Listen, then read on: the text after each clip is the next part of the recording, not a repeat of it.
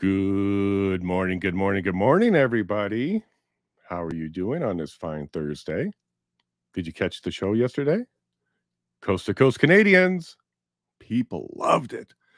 Wasn't long enough was the only critique I got. We wanted to hear more, especially from Joe. A lot of people really like to hear from Joe Rampart, Kevin, or Gov Corrupt. People were very happy with that episode. And then at the end, I gave you guys a bit of a surprise on who's coming. This guy, he's here. And not only is he here, we already did a mic check. He is here. We connected already. He's early bird, ready to go. Nothing stopping Maxime. He wants to be here. So we sent him on to finish up his morning. He'll be back on the second hour as we work with the friends of the show to come up with fresh questions for Maxime. We're going to ask him things that we need to know, things that go unanswered, things that people speculate about. Let's get some real answers. Oh, and there's my dogs. Some of you keep asking, they want to see my dogs. There they are. So we're super excited to have him on. His mic worked, his video worked. He looks good. En français, en anglais, everything was good to go. Are you guys excited? I can tell by the chat, we have quite a few people here already. Good morning, True. You're first. You are first. Thank you so much for making it. You were here, half an hour early. You are the early bird. Second only, Scott. Hello, Mayor. Very, very excited to have you. Thank you very much for showing up again. And Scott's showing some love to True, which is wonderful. And I kind of got a surprise. I reached out to, I don't know if we're allowed to call him Dr. Makis or what, but I'm calling him Dr. Makis. He is a doctor. Whether they take his license away for speaking out about the truth or not, he's a doctor. And he'll be on the show. We're working out a date and time, but we're going to be speaking to him about Canada's vaccine injury program, the media, how they're hiding the information, the attack on him professionally. This is a big show. So I'll keep you posted on the date of that one. Good morning, Clay. Good morning, buddy. Really glad that you keep showing up. I hope you get something out of today's episode. If you have questions, put them in the chat. We're going to do our best to get to them all. And we already have Gov Corrupt, Donald Bass, Zach Schmidt. Everybody's hanging out in their lobby right now. And we'll be getting on to the meat and the potatoes of the show shortly. Good morning, Matt. Is that a new name? If so, welcome, my friend. Welcome. I hope you find what you're looking for here. And if not, I hope you get something out of it. But welcome, Matt. And then good morning, Patch. Thank you so much for chatting with everybody. Clash in Canada. I know I haven't seen that name before. Welcome. Thank you for joining our chat. I hope you get your questions answered and you enjoy the show. Make sure you do this, though. Make sure you guys subscribe. Please don't forget to subscribe, okay? I've got lots of guests lined up, a senator, a doctor, police officer. We got lots of people lined up to come talk to you. A CPC candidate or MP, used to be an MP. We got a whole bunch of people. So make sure you subscribe so you don't miss a single show. It's best live so you can chat with us. But if you want to watch the replay, that's available too. So you guys getting very used to this now. All right. Good morning. Motown. Happy post-birthday. I hope yesterday was a great day for you. You enjoyed those ribs. And thank you very much for sharing that day with us. We appreciate that. And I'm glad Canada got to say good morning to you. Coffee is on and I'm ready for a great show. No pressure, huh? No pressure, Motown. But I'm happy to bring a show to you. And then, Clash in Canada. You're very chatty. Thank you. Welcome. Charlie, we haven't seen you in a while. Welcome back. Nice to see you. How's Ottawa? I believe you're out there. Nice to see you. And then Ellen, welcome back. I know you're excited about this one. And Ellen, if you got questions, we know yours are good. So throw them in there. And Padge, make sure you do what you can to try and highlight those ones. It's going to be a busy morning. Matt equals Azario. Not this one. Padge, no, not this one. This is a different Matt. So good morning. Well, folks, they're here. So why don't we just start bringing people in?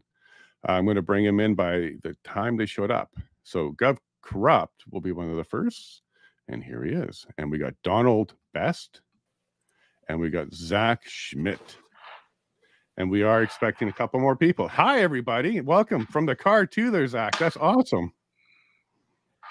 Good morning. Good morning. Wonderful to be here. Hey, Donald. Wonderful to hear you too. Gov, can we get a mic check on you? Yeah, thanks for having me on. Wonderful. Perfect. Perfect. Join the show.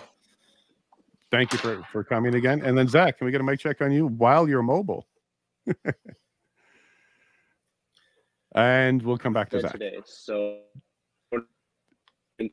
yeah, you're gonna have to find a spot with some reception if you don't mind there, Zach. You are breaking up a little bit.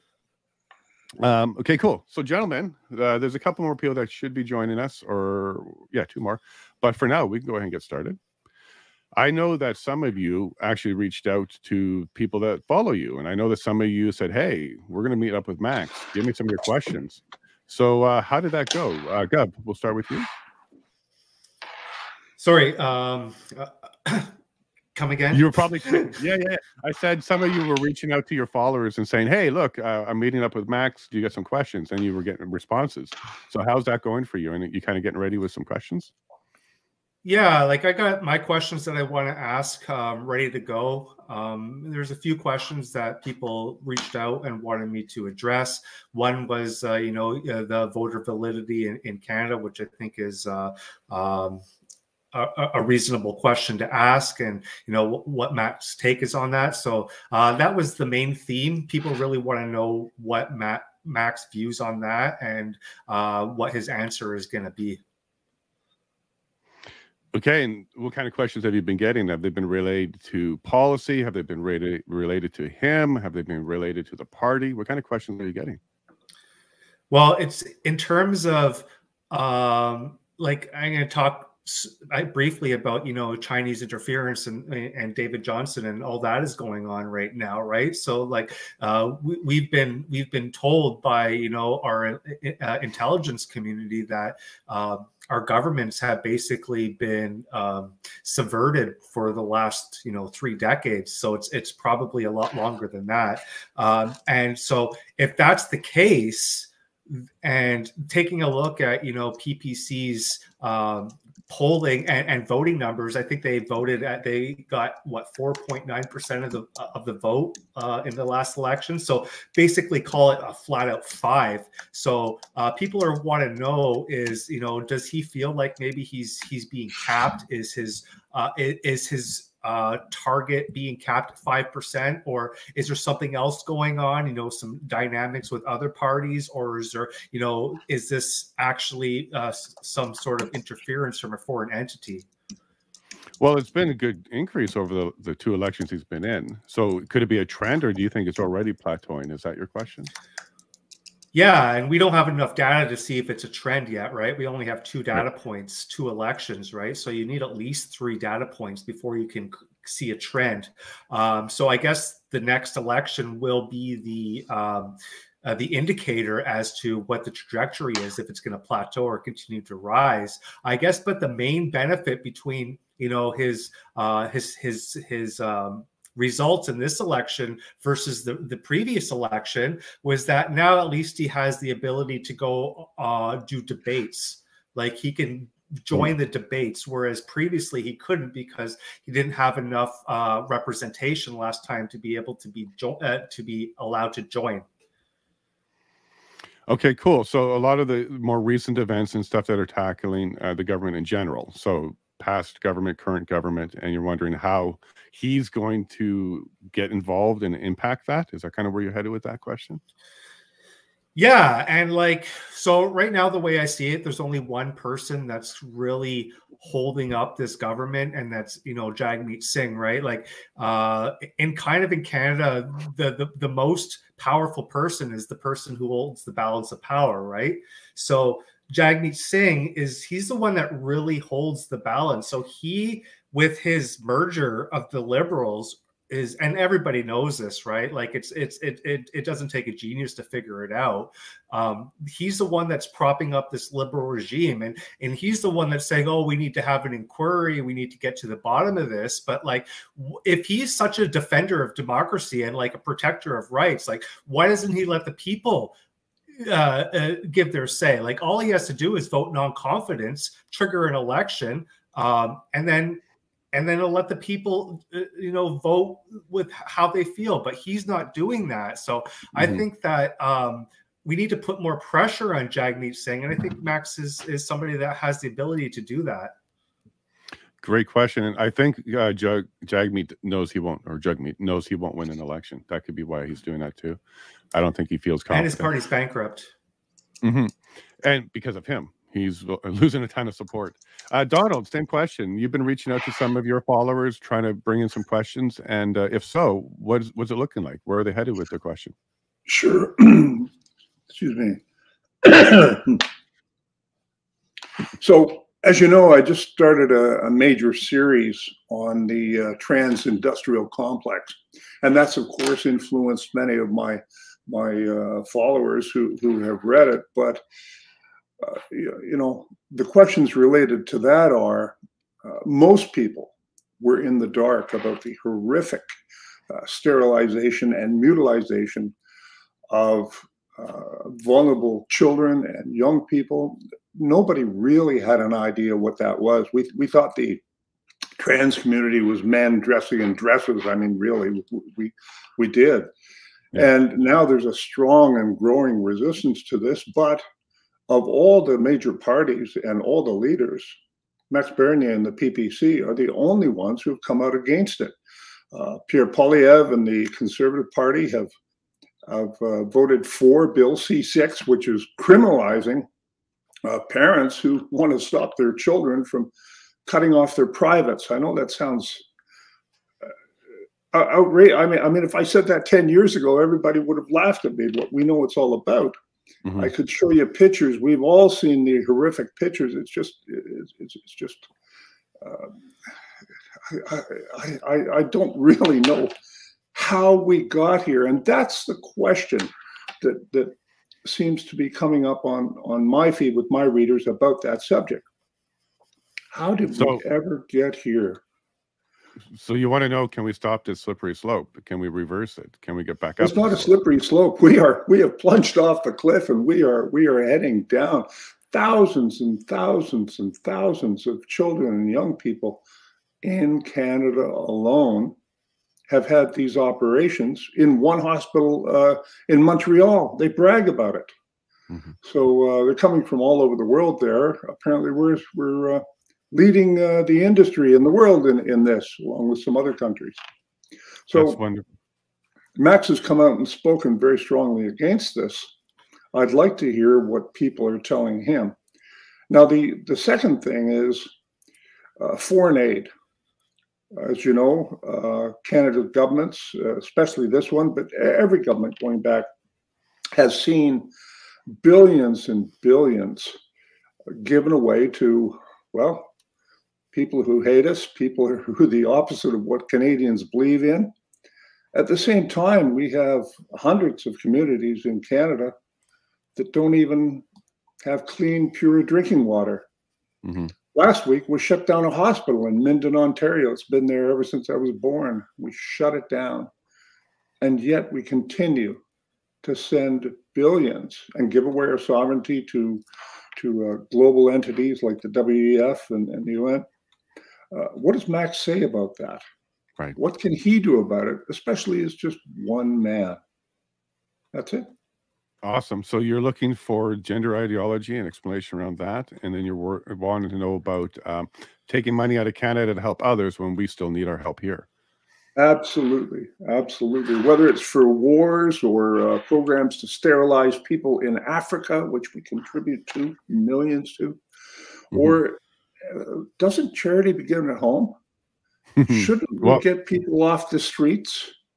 Shouldn't we bring back our manufacturing so that people can have the dignity of work? Of course, the answer is yes to all these things. Right. But if we get just one seat in Parliament, will it make a difference? I have my answer, but I'd like to hear it from Max. Well, I'd like to see what happens. That would be great. And great questions. Zach, we'll go to you next. You were next in line. Hopefully you got some good reception there. Yeah, can you hear me now? We can hear you now. Small delay, but we can hear you. That's fine. Okay. So perfect. You as well, did you reach out to your followers? Are you trying to collect some questions from people? And if so, where are they leading or where are they headed with the questions?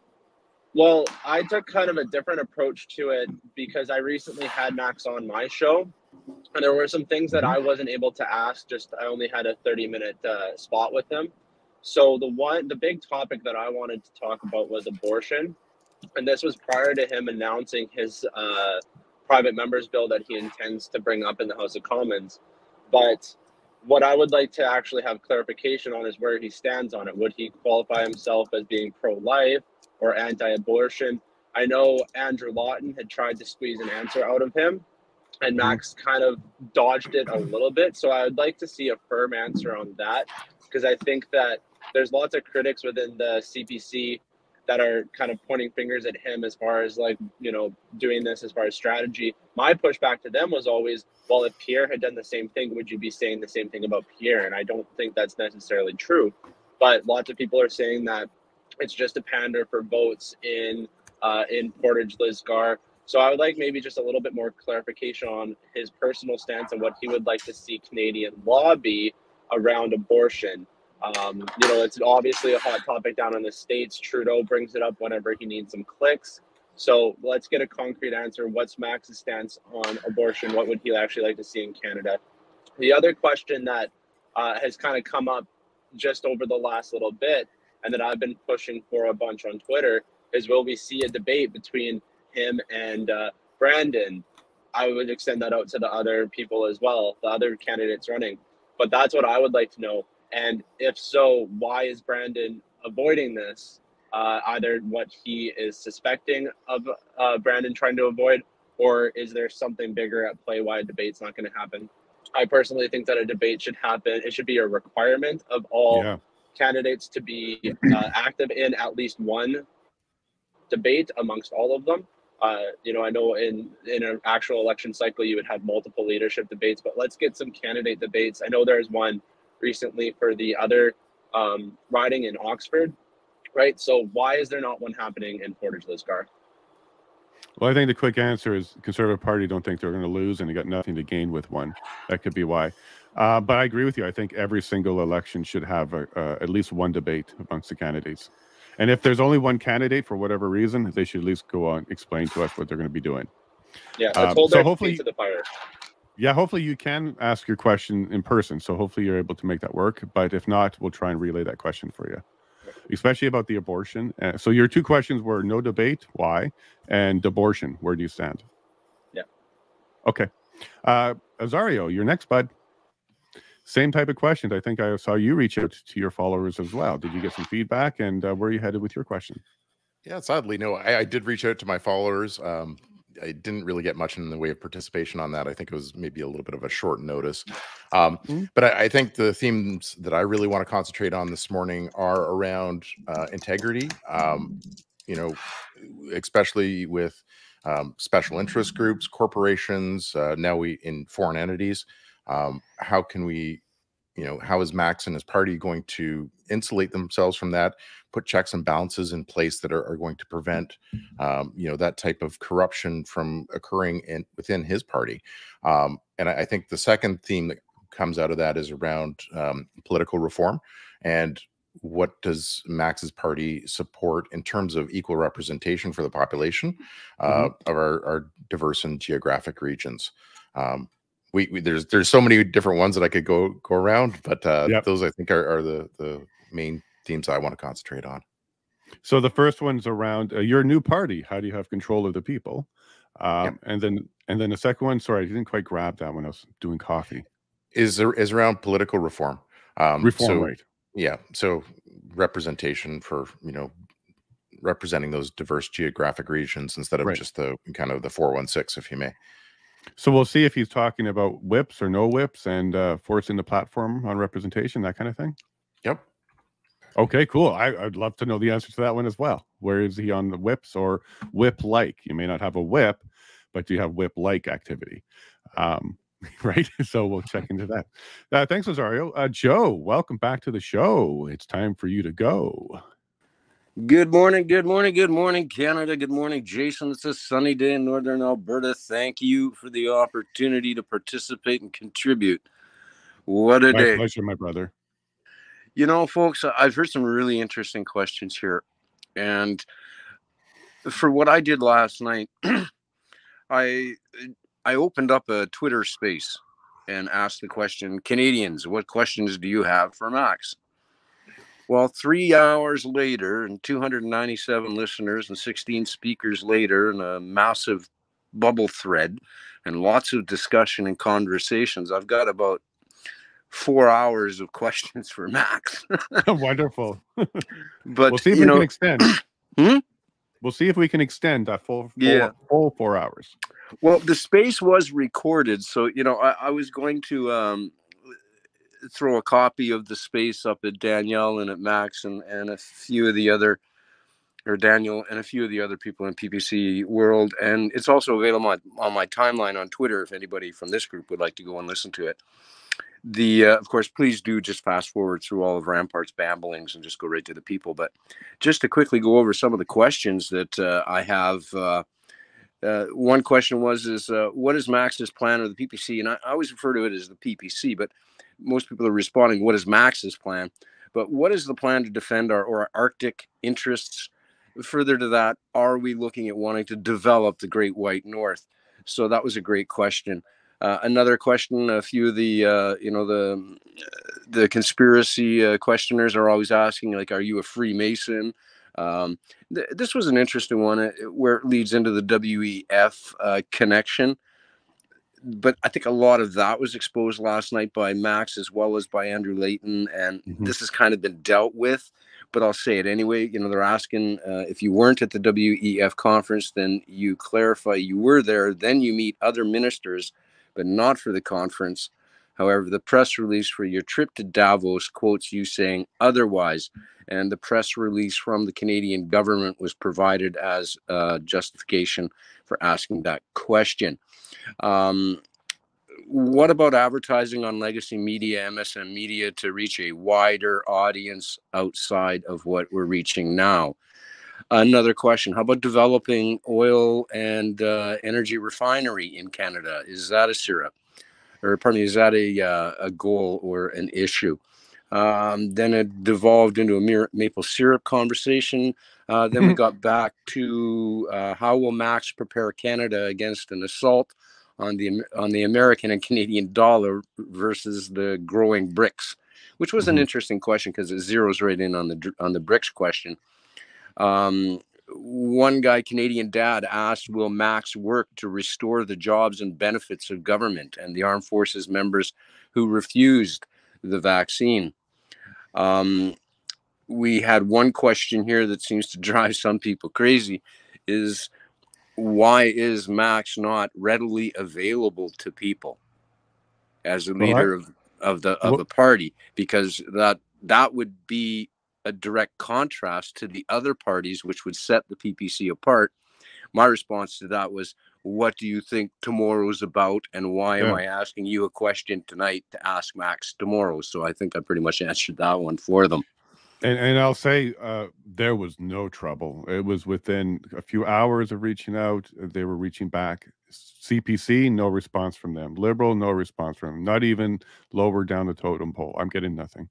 Me too. I invited 100 staunch conservatives, one from Kelowna, who I know is an absolute conservative, true and blue to the toes, and a ridiculer of Max and the party, but he had zero interest in participating in the discussion last night.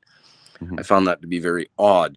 And then there was as you and I, we've spoken, Jason, there's a particular movement on Twitter and other social medias where they're considered to be rabid PPCers. They're not very well respected, I guess would be one way to say it.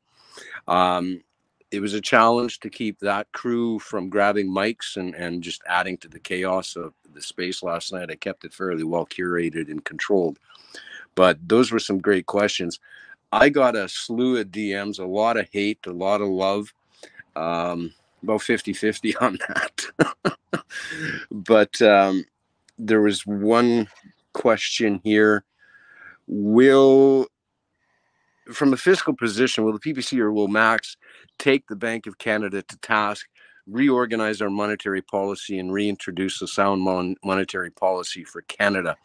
and deal with the creditism and the unstoppable collapse of collection of our hard-earned tax money. You know, there are lots of questions, lots of people asking questions, and I think that's a fantastic thing. So that's kind of what I got there. I really think that, again, the WEF question needs to be fairly well articulately answered. And for some reason in the back of my mind, I'm thinking there needs to be some serious, and I liked Max's post about it on the 30th, March 30th, when he put it up. And I think that's one that we would need to push hard in order to answer that question when people bring that up. But I'm looking forward to this. And as you can see, we were able to generate some serious interest on Twitter last night. 297 people tuned in. And I haven't even checked on the replay list to see how many people replayed it overnight or in the early morning here. Let's take a quick peek. And here, and why isn't it bringing it up? Let's go this way. There we go. So far, we had like 267 were in and out of the space last night. And so far, we've had 51 replays. Wow. So it got some movement out there, my friends. So the questions have been asked, and that was my contribution. I could probably throw in a whole lot more personal questions that I have, but I'll go with the more important ones that Canadians have for Max. No problem. Now, for me, what I did is I reached out as well, and I've got a lot of questions related to what he would do if he was the leader of Canada, like if he became the PM. And a lot of these questions I heard today would also fall into that category because they're all like party in power type of questions or strong opposition if they have that power. Max won't be having that anytime soon. At best, he's going to get one, maybe two. If the cards line up, maybe 3 seats. So my question is going to be around what could you practically do at this point? If you get 1 seat, 2 seats, what will that do? Will that move the needle at all? So where I'm going to go with mine is around accountability and can you start exposing anything? So what can you do as with the MP powers? Can you call inquiry? Can you do a private member's bill? What's the practical first step you're going to do on day 1, week 1, month 1? What could we expect to come out of you?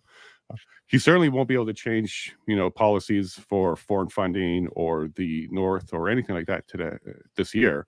But my question would be around what is the first thing you're going to do? And then we've got lots out of people around free speech. So they're curious about free speech, free media. Sorry, I'm going to mute somebody's mic because that allows us to, free expression, be able to talk. So C11, what's his take around C11? Is it going to impact us in this kind of format? And could he put any resistance to it right now? C21, where is he standing on that one? I think he's been pretty vocal, but let's, get him to finally say C21's got to go. And then abortion. I agree. I think it was Zach who mentioned that we need to get an answer on abortion. So those are where I'm headed. I want to kind of see what can he practically do on day 1, week 1, month 1 as an MP and explain to us what kind of powers does an MP have that he would leverage. Because what we need to see from him is lots of action way beyond any other MP. The expectations for him is double or triple from any other MP.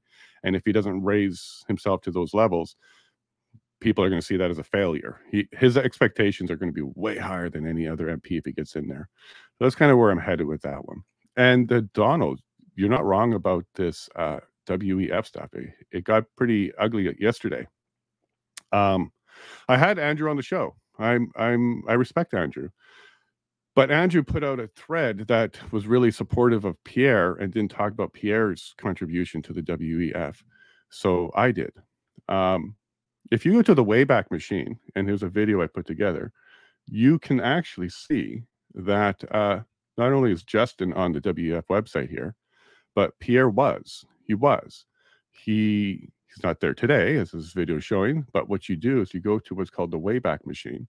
You drop in this link, and I'm about to do that right here in the video, and then you'll be able to see for like 20 years of internet activity when this page did exist. So Pierre was on the website. He definitely was. And I want people to understand that Pierre was added April 1st, 2021, along with 4 other conservative MPs. He's the only one of that group that was removed.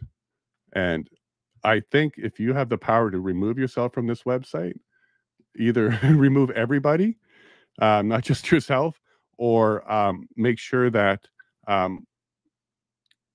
well, actually, explain why you were there in the first place. Like, Pierre hasn't actually covered that, and Andrew didn't cover that. Andrew just wanted to highlight that people were there.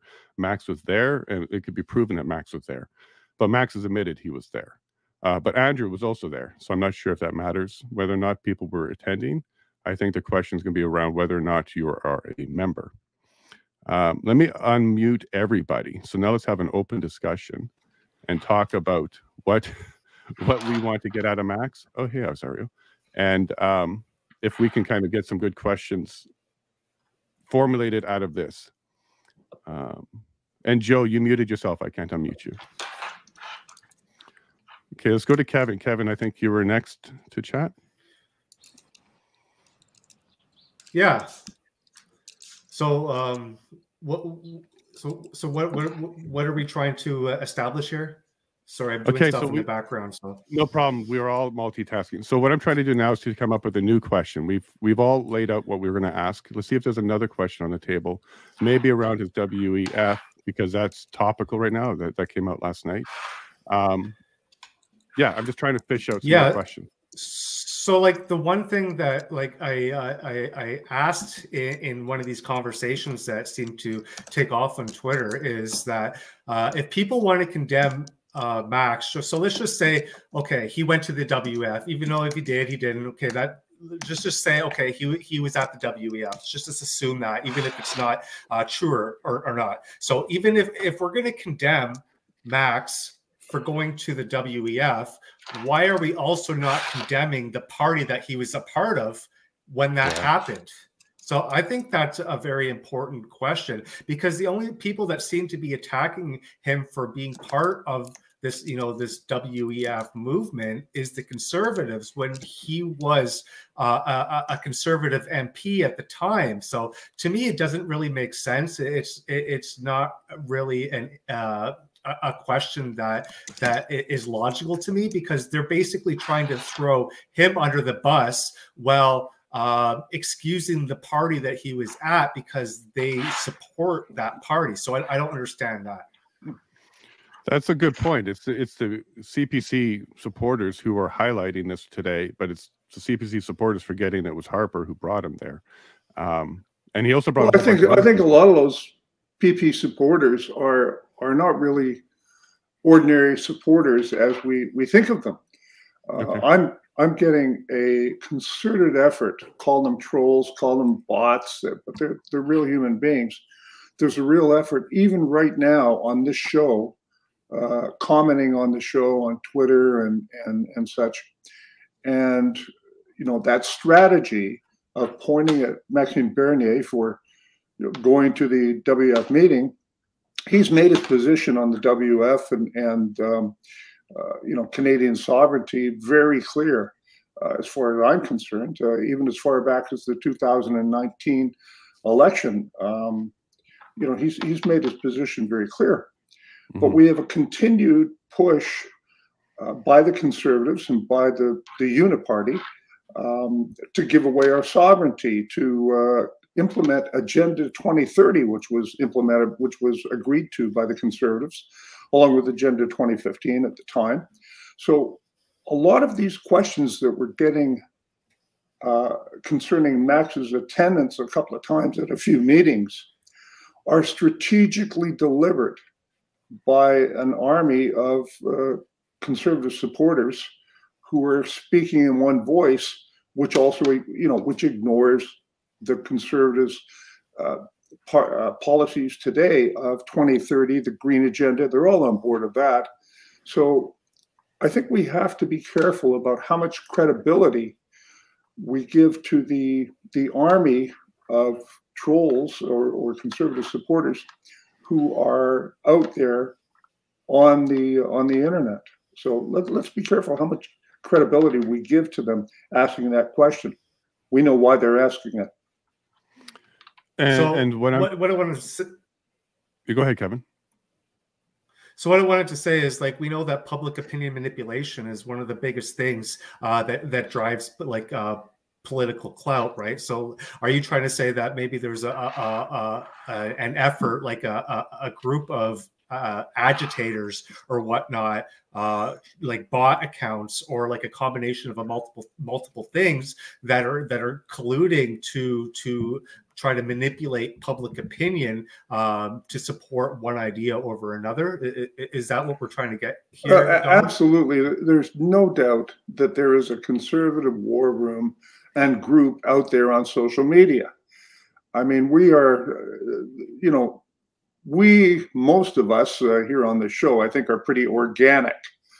But I think that there is an army of volunteers and paid social media specialists out there that are doing their best, and it's fabulous that they're targeting Maxime Bernier and the PPC. They really fear him. I mean, when Polyev was in Manitoba and out west, he wasn't talking about the Liberals and Trudeau. All he could talk about was Maxime Bernier, and that's great. I agree with that. I see that. I get that as well. I'm getting a lot of trolls online. And Azario, are you seeing that as well? Are you seeing them attack? Well, I think this is a continuation of really the changing the perception of what the PPC party, Max Bernier, represent, because they came out very early and was labeling them far right, you know, anti-vax, science deniers, flat earthers, whatever you want to say, but that kind of brand, that label is stuck a little bit, and I think that they're just trying to amplify that and really undermine the credibility. And then Zach, same thing.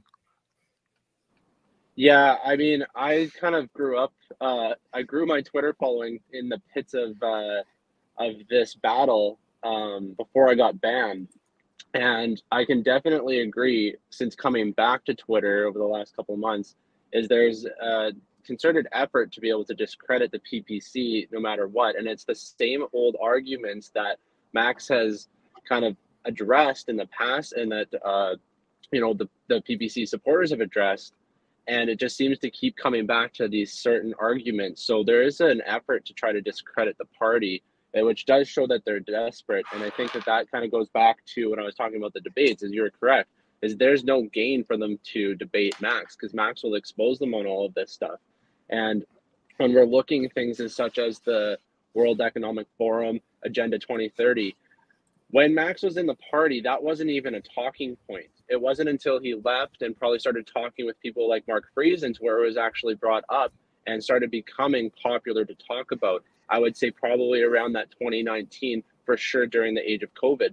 So for lots of the criticism of Max, again, Kevin talked about it, this was all while he was already in the party. So when these people are coming forward, I think it's maybe a little bit easier to just dismiss them because people on our side know what's up, but it's the people that are reading this, maybe just getting a political awakening, that are seeing this and saying, well, this is what's up with Max, and they don't know the facts. So I don't know if there's a right way to address that with him today, to be able to kind of quell the bots and the Twitter trolls, but it's definitely something that they should be aware of. Yeah, and I do believe, and Focus to Life has got it right here. How does anyone learn firsthand about the enemy unless they attend their conferences events? So he was Minister of Foreign Affairs at the time, was he not? So is that not something that Minister of Foreign Affairs should be keeping an eye on, which would be a collection of other governments coming together in one spot to talk about policy? So you would expect him to be there. Doesn't mean he's a supporter, doesn't even mean he's counter, but it is his job at the time, and he was sent there. Now, well, someone on Twitter posted a really good post. I got invited to a wedding, but I didn't go, but I'm still on the invite list, right? So it could be a scenario like that. And his involvement with it directly, as far as him being a part of it, or him even just attending there, again, what in 2008 was a completely different beast. Yeah, I agree with that. And you definitely want to keep an eye on the enemy. That's why I have, I bought their book and I'm reading it, because without knowledge, how are you going to work against them in any way, shape, or form? And then Karen here brought out, definitely, as a matter of fact, back in 2018 and 2019, where the PPC was getting started, there was a bunch of them that were on the PPC purge effort. I also want to bring us back to Mark Friesen. in my video interview with him, he actually covered that particular topic on when he introduced Max to the 2030 agenda. Now, if you watch the video, or if you follow Mark Friesen, he's been on top of it for a long time.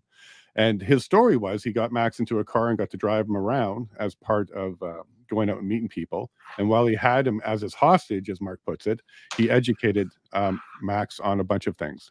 It was after that that Max said, you know what, Mark, you're not wrong. And from then, we saw a lot of push out of Max. So on a timeline thing, he was in the PPC, he was in the CPC party, got sent over there as his job, as Minister of Foreign Affairs, looked at this thing, maybe didn't understand it fully, maybe they didn't trust him like that and they didn't show it to him fully. Later, when he leaves the party, he gets educated on it by someone else who can show them the documents and the information. And then from that point on, he makes a decision that he's not for it. That's exactly what you want from a leader, I think, because at least he's getting involved and he's open to looking at the information. And then from that, make new decisions. I don't have a problem with any of that, but some people will absolutely twist that into something it's not. And let me go to Kevin. Thoughts on that? You're muted, bud. Maybe I did that to you. To add to the kind of like going a little bit to another point here, another thing that really bothers me that I see a lot is this talk about vote splitting. Like, oh, so the CPC. So first of all, I want to let everybody know that I don't support either party. I don't advocate for either party. I'm just giving my views as the way I see it, right? So the CPC has kind of set itself up where, oh, a vote for NDP is a vote for Trudeau. A vote for Trudeau is a vote for Trudeau. A vote for, you know, Maxime Bernier is a vote for Trudeau, but a vote for CPC, and you're going to have the best country in the world, and we're going to be, you know, the bastion of freedom. But what's going to happen, like we saw in Alberta, right, with Danielle Smith's win, and you had the CPCers, they're like, yeah, you know, Danielle Smith, and then she won, and then right off the bat, like less than a week later, she's already going on this wokeness, right? Like, you know, you can say that it was some presser that does it. Does she agree with it or not? That's not the point. The point is she put it out there, right? And then the CPCers were like, oh, you know what? Then they were defending her and then saying, oh, well, at least she was better than Notley. So like, I think that that's going to be the sort of situation that will come to fruition if Pierre wins. The people that are like, oh, we just have to get, you know, Justin Trudeau out. We have to kick him out of office. And then Pierre comes in and like screws everything up like most politicians do.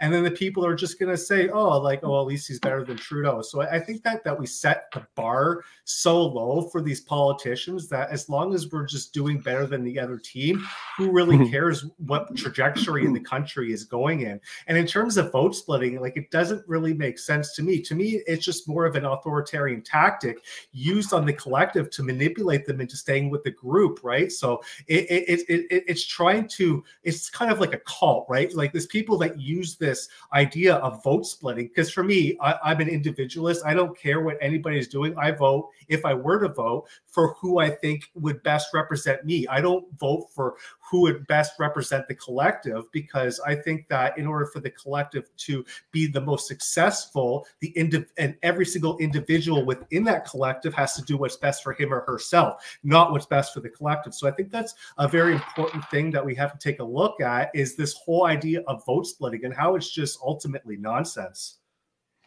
I agree completely with that. Vote splitting is the most undemocratic comment ever, because it's basically telling you, don't go with what you want, do what we want.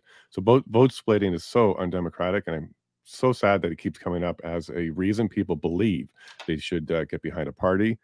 Democracy is about having your say, and whatever cards, like whatever comes out is what comes out. And if people want a liberal, then they get the liberal. If they want conservative, they get conservative. But to force them into one of the two camps and never have a third, that's not very democratic. I'm going to go to Joe next. Thoughts on that one? You know, I think back to what was going on in the world geopolitically in 2008, 2009, when Max attended the WEF as Minister of Foreign Affairs. Definitely his laser-like focus on his portfolio at that time was trying to you know, have Canada contribute to the solution that was apparent in Afghanistan at the time. So my question would be, is the purpose of the visit? It's obvious it was for the business of Canada. It was not for the purpose of the business of the WEF. So I think the answer is fairly clear, and Max has been even more clear about the answer. So it's time to put that particular question to bed and get on to the more important ones. Again, you know, there were a lot of questions, a lot of comments and discussion about what would Max's response be to conditions and situations if, and it seems as if the party was actually sitting there with the majority and can make a difference. But the greatest question that I've heard so far has come from you, Jason, and from the other guests here that have asked the question, as a single seat party or a 1 or 2 seat party, how on earth are we going to make a difference? How are you going to make a difference?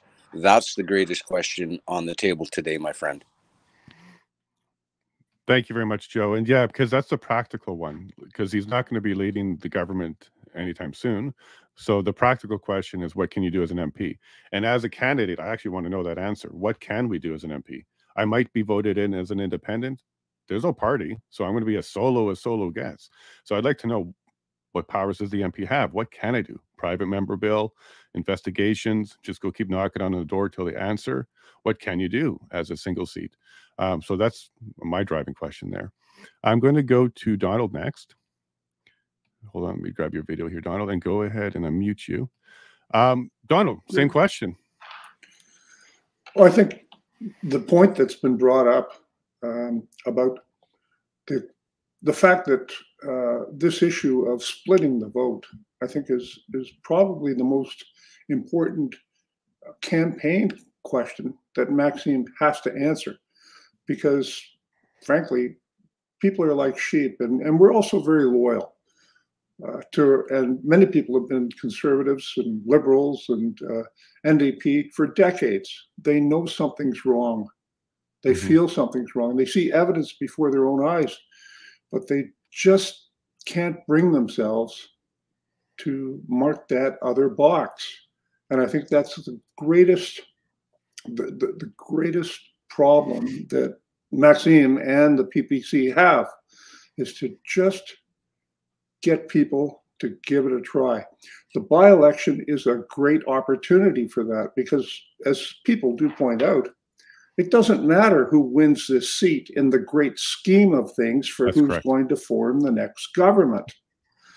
But it will put at least one member of the opposition in Parliament against the uni party. And that's why we must see Max win a seat. I agree completely on that one. This can be, we can call it an experiment. We can call it whatever we want. But Max winning this seat and Kelly winning in Calgary isn't going to change the PM, isn't going to change their agenda, isn't going to change much. However, what it can do is it's going to show us, what can the PPC do? Are they all talk, no bite? Are they all bark, no bite? Or will they go in there and we'll see feathers everywhere because they've ruffled them all up?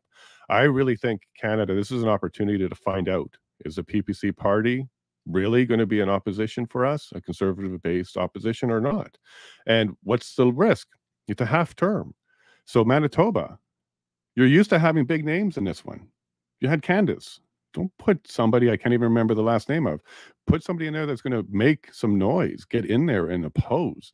The entire purpose is to oppose the government. Max, I think, not only will do that, he has to. He has 2 years to prove to everybody if he gets in. He has 2 years to prove he can do that. And if he doesn't, well, it's going to be an easy election in Portage-Lisgar next time. But if he does, well, we're going to start seeing a lot more purple get in there, because that is the opposition now. So I agree with you, Donald. This is Canada's chance to find out. Take it for a test drive, because there's no risk. So I'm going to go ahead and open it up to the other panel, the rest of the panel. Anybody that wants to speak to that, go ahead. Everybody, you got your mute. You'll have to unmute yourself.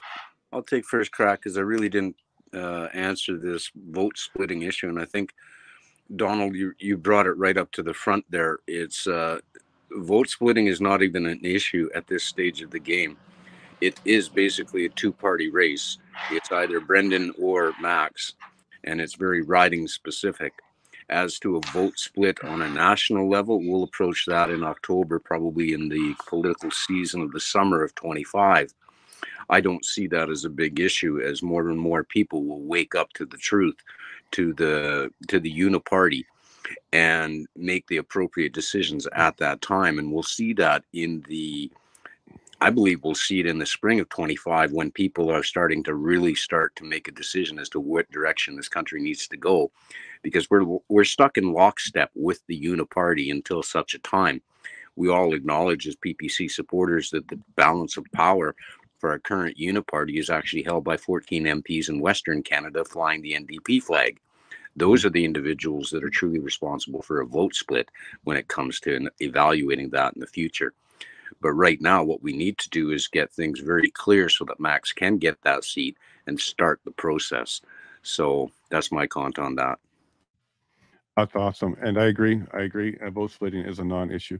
Let me go to the questions we did collect. So we did collect a bunch of questions from you guys. So let me let you know which ones we've got. And let me just make sure I got some. Oh, sorry, Azario, you were next. My bad. You were next. Yeah, no problem.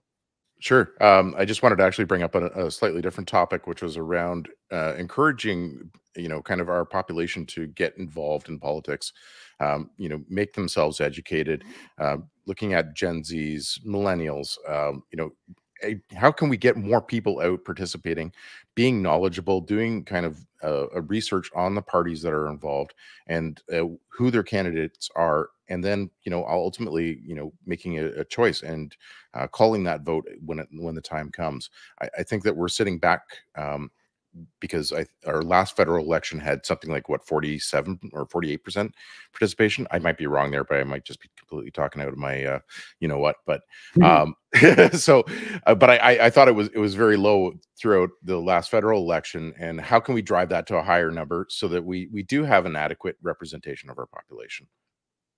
That's an awesome question. And from the numbers, the biggest segments that are moving to the PPC party are NDPers and non-voters, people that haven't voted before.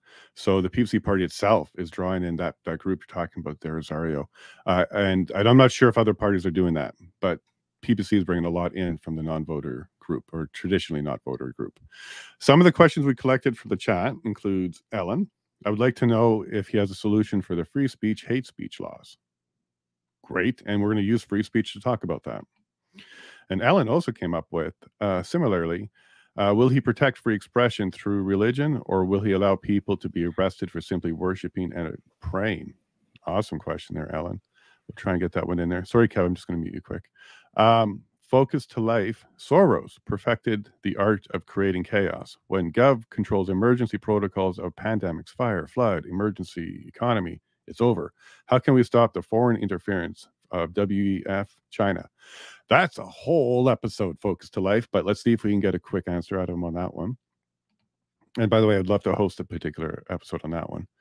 Ellen, another one, and she even says another one. How will we ensure that a deal like Singh and Trudeau does not render a minority government unaccountable? Ellen, we need a people-led, no confidence initiative. We can't leave it up to just MPs. I'm not saying remove their power, keep it, but also add the power that Canadians can trigger that. Clash in Canada. I'd like to see if we can do anything about the Gov wanting COVID payments back from small businesses when the country is dishing out monies to other countries unnecessarily. Absolutely. There was 1 million Canadians too that had to pay back, not just small business, but 1 million Canadians had COVID payments clawed back from them, to great detriment to them. So it's a good question there, Clash. Focus to life. Abortion plus all other legal murders by Gov policies, right? Euthanasia. We got maids. We've got a bunch there, buddy. Connected to, as one concern. A decent society must have a moral foundation, respect for life, protecting children from harm, and domestic values. Focus, it's pretty sad that we have to say that out loud. That's pretty sad that we have to say that out loud. You're not wrong. You're not wrong. Ellen, made in Canada, right? Made in Canada. It's horrible. Ellen, Oh, Clash is responding to Ellen. Exactly made. It's a brutal form of government willing to free up monies by not helping people live, but rather die. Yeah, and it's only the vulnerable, and the entire system is meant for the people who can no longer contribute. And they just call that end of life. I guess end of value is what they should be calling it. Because when you have no value left, the country is willing to assist you in checking out. It's horrible. Clash again. All parties need to be worried about Maxime Bernier. The way society is waking up, the liberal PC, etc., should be concerned. Sorry, I will take this one out of my question list, but that's a great comment, Clash, and you're not wrong. You're not wrong. And does he have an answer for putting measures in place to protect the people from a rogue PM? That's tough. That's tough because what are the measures? What are the measures? Who gets to trigger what's rogue? What is rogue? That's such a tough one. But I think if we let the people have some sort of way to vote, referendum, or whatever for non-confidence, that's the trigger for it. Why can't citizens go ahead and trigger that one? So that's where I'll be on that one. But let's see what he says, Alan. So we got some great questions there. And let me just double check the chat. Last few. Do we have any last questions there? Nope, but Peter has a great comment here. Most folks wish to vote on policy, but have only party to choose from. Why vote at all? 100%, Peter. First past the post. That's our electoral system. That's where the problem is, in my view. It requires you to be popular, not smart. It's just popular. And you wouldn't do that for your surgeon. You don't want the most popular surgeon. You want the most competent surgeon. But yet we do that for our leader, which is arguably a far more important position when it comes to your daily life. All right, folks, we got 3 minutes, and he was very punctual. So I do expect him to be punctual in this one. Any other comments from my panel here? Hey, Jason, I got to drop out here. I do appreciate you hosting this and having Max on. So best of luck for you guys asking questions, and have a good day, y'all. Okay, Zach, I think we got your question, so we'll get to ask for you, bud. Kevin? Well, one thing I wanted to address on, and I'm really interested to hear what Max has to say on this too, is the idea of free speech. For free speech versus hate speech, right? Because for me, hate speech is just an authoritarian term that's used to shut down free speech. And if you truly believe in free speech, it's not to protect the views that you like, it's to protect the views that you don't like. So you're not standing up for what they're saying, you're standing up for their right to say it, because you don't want to be targeted when you have something that others may like, and then they try to shut you down. So that's what I see about free speech versus hate speech. Bonjour, Maxime. Welcome. How are you? Very good. And you walked into the very first question, and we're going to use free speech, free expression to answer that question. So his question was using free speech. It's important to protect it, not just for our speech, but for everybody's speech. And it doesn't seem like the other side understands that when we're trying to fight for free speech, we're also fighting for their ability to have free speech. So the first question for you is, how are you going to maintain and help us ensure that we continue to have free speech? Yes, right now in Canada, we have a clause in the criminal code against hate speech. And now the federal government is pushing another definition of hate speech, a larger definition of hate speech in different legislations. We don't need that. We had that definition in the criminal code for a lot of time. And so now it's a way for the government and politicians to censor us. Because, as you know, I can say something that you don't like, and that must be free speech. And you must be able, and I must be able to say what I want, and I must be able to insult you if I want to. So, in a free society, you must be able to discuss different point of view and being free to do that. But it's not the case right now because of our human rights. The different human rights tribunals all across the country at the provincial level, they're the kind of the police of thought, and you can complain and they will do an investigation, and maybe you will have to pay a fines and you'll be guilty of hate speech. But we must not go there. We must abolish and repeal all these legislation and only do what we did in the past. It is in the criminal code, and that's it. But we don't need to have a new definition of hate speech, and that's what we have in our country. And that's why, people feel that they cannot express their point of view, and they are sometimes silent. But if you want to change the society and express your point of view, you must be able to do that. I'm saying in my speeches, be part of the change, be the change, express your point of view. If you don't do that, if you stay silent, the radical left will win the debate. And a lot of people are doing that because they're afraid of the, speaking about something that is taboo today, like, the radical trans ideology. You need to have some courage and the courage of your conviction to express your point of view, because you'll be a minority. And maybe, yes, people will say you're a bigot, you're a racist, you're anti-trans. And it's not everybody that can support that. So we must allow that discussion, and it's not happening in our country. Actually, for me as a politician, I've been canceled and shadow banned on Twitter and Facebook, and it's still the case on Facebook. So that's why I'm doing that battle, and that's why we created that party based on 4 principles: individual freedom, personal responsibility, respect, and fairness. And all our policies are in line with these principles. Excellent, excellent. Now, hate speech is a broad term, and the definition of it is difficult. But we also have compelled speech, where you can only say certain things like gender pronouns. What's your opinion on that? Yeah, and we had a new bill in Canada, the Bill C-16, and Jordan Peterson told us about that a couple of years ago, that if the federal government is going ahead with that bill, and if that bill is in force, that will be the beginning of compelled speech. And he was absolutely right. But that bill passed, and now it is part of our legislation.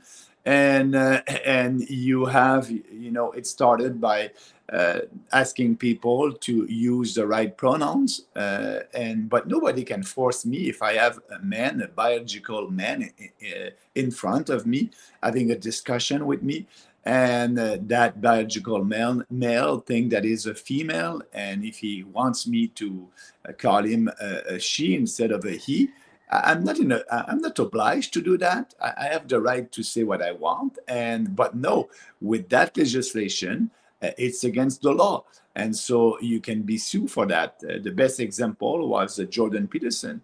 So yeah, and our position as a political party is to repeal that bill, Bill C-16. We don't need that in our country if you are living in a real free country.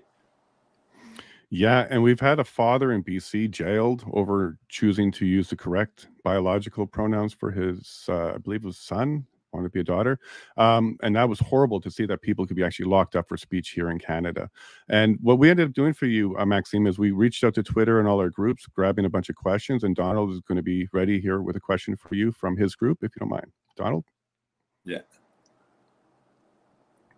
Donald, you're muted. 1 second, bud. Okay, you're good. You're good. I'm good. Yeah. Good morning, Max. Good morning. So, ideology and the agenda of the trans-industrial complex, I think that's what many people are calling it now. It's not an organic movement. I think we can realize that. But most people are in the dark. They think that the trans is just a man wearing a dress. They had no idea, even I had no idea, of the extent of the horrific sterilization and mutilation of vulnerable children and young people by that trans-industrial complex. All parties, including the Conservatives and Pierre Poilievre, voted for Bill C-6 that criminalized parents who want to stop their children from cutting off their private parts. How do we ever get this far? How do we ever get where we are? One hospital in Montreal has done thousands of these surgeries for vulnerable people from Canada, the United States, and around the world, and they brag about it. And I just interviewed one of the victims last weekend, and he is in the process of seeking medical assistance in death because of what was done to him. And the PPC and you appear to be the only political party against there. But with only a few seats, what can you do in Parliament to stop this horrific activity? So first, I must say, what can we do right now? Because, you know, I'm not in Parliament. The goal is for me to be elected as soon as possible. It is why I'm running here in Portage-Lisgar in that by-election. The day of the election will be June 19, and it's going well. I hope I'll be elected. But if not, like I'm saying to people here in the riding, I'll be back at the next general election. But what we can do right now, we can speak, and that's what I'm doing. You know, we are a minority, actually, but we can speak, and I believe that we'll be able to transform that to a majority of people that will look at it.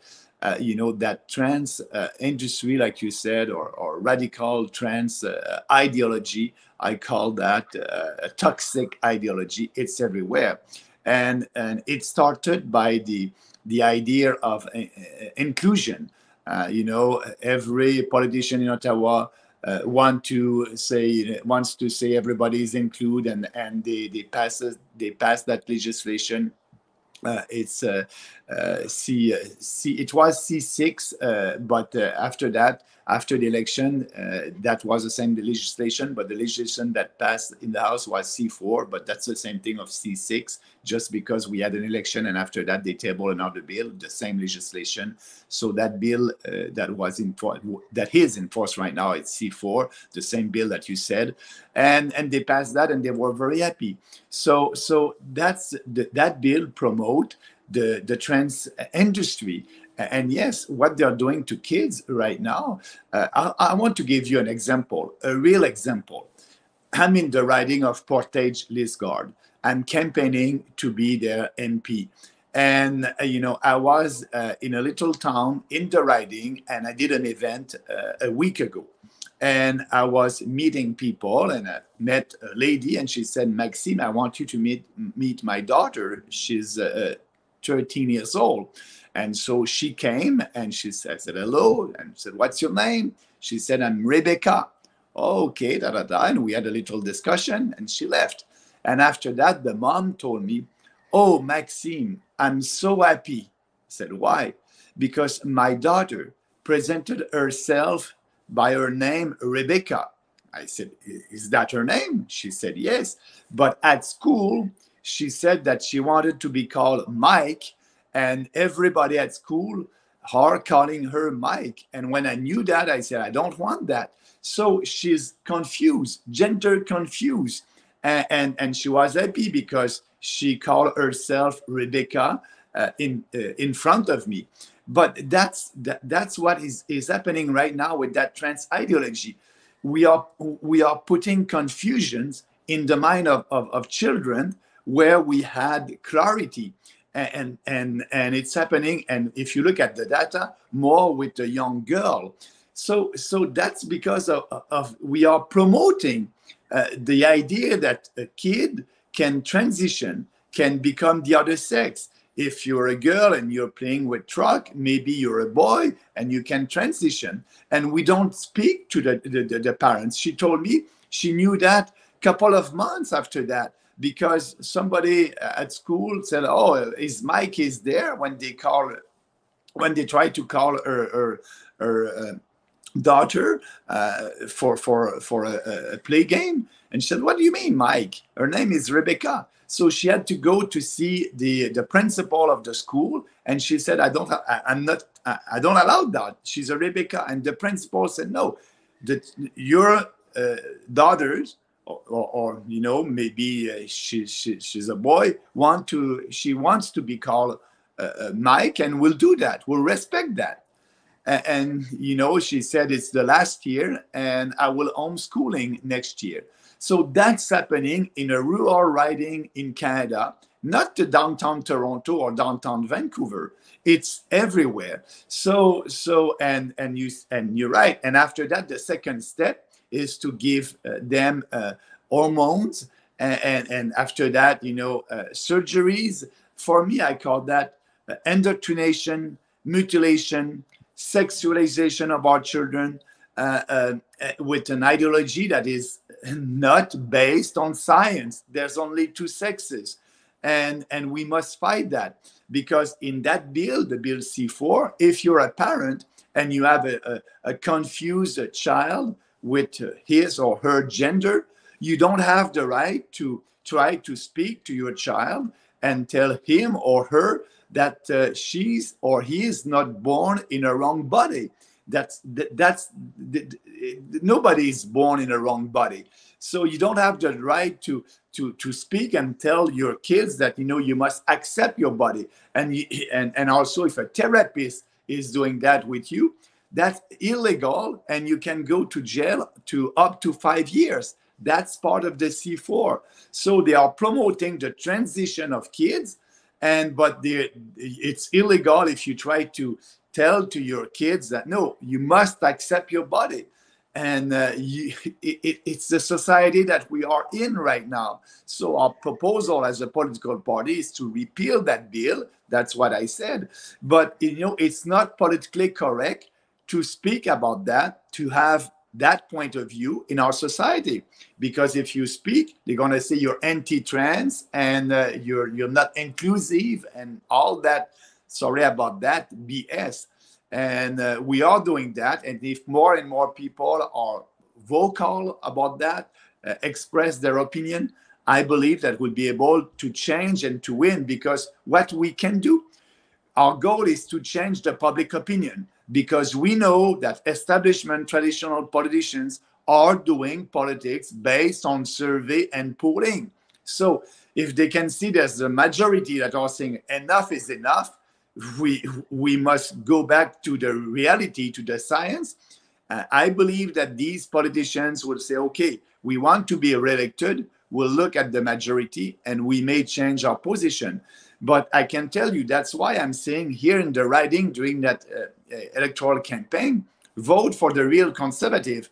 The conservative are conservative only in name. They are fake conservative, and they all voted for that bill, and they were very happy to do that. So it's the trans ideology is very toxic, because at their base they want to deconstruct the family unit in our society, and we know that family is a basic of our society.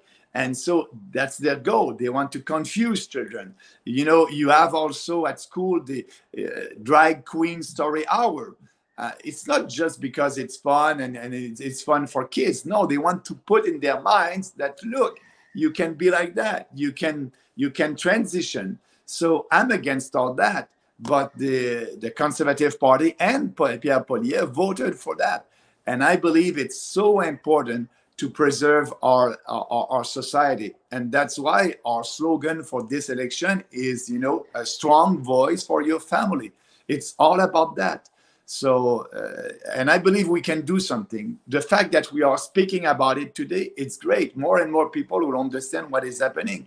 And when we'll change the public opinion, that will influence these traditional politicians. Actually, we did it together during COVID-19.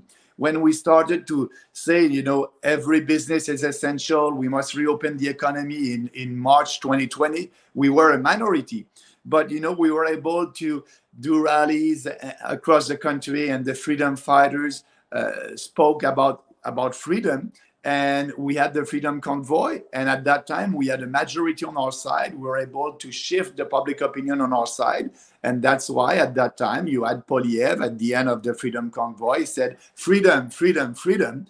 So these politicians are doing politics by survey.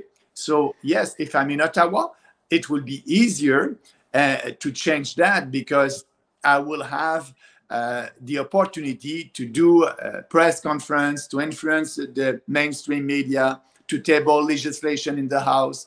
And I believe that we'll be able to win that battle faster.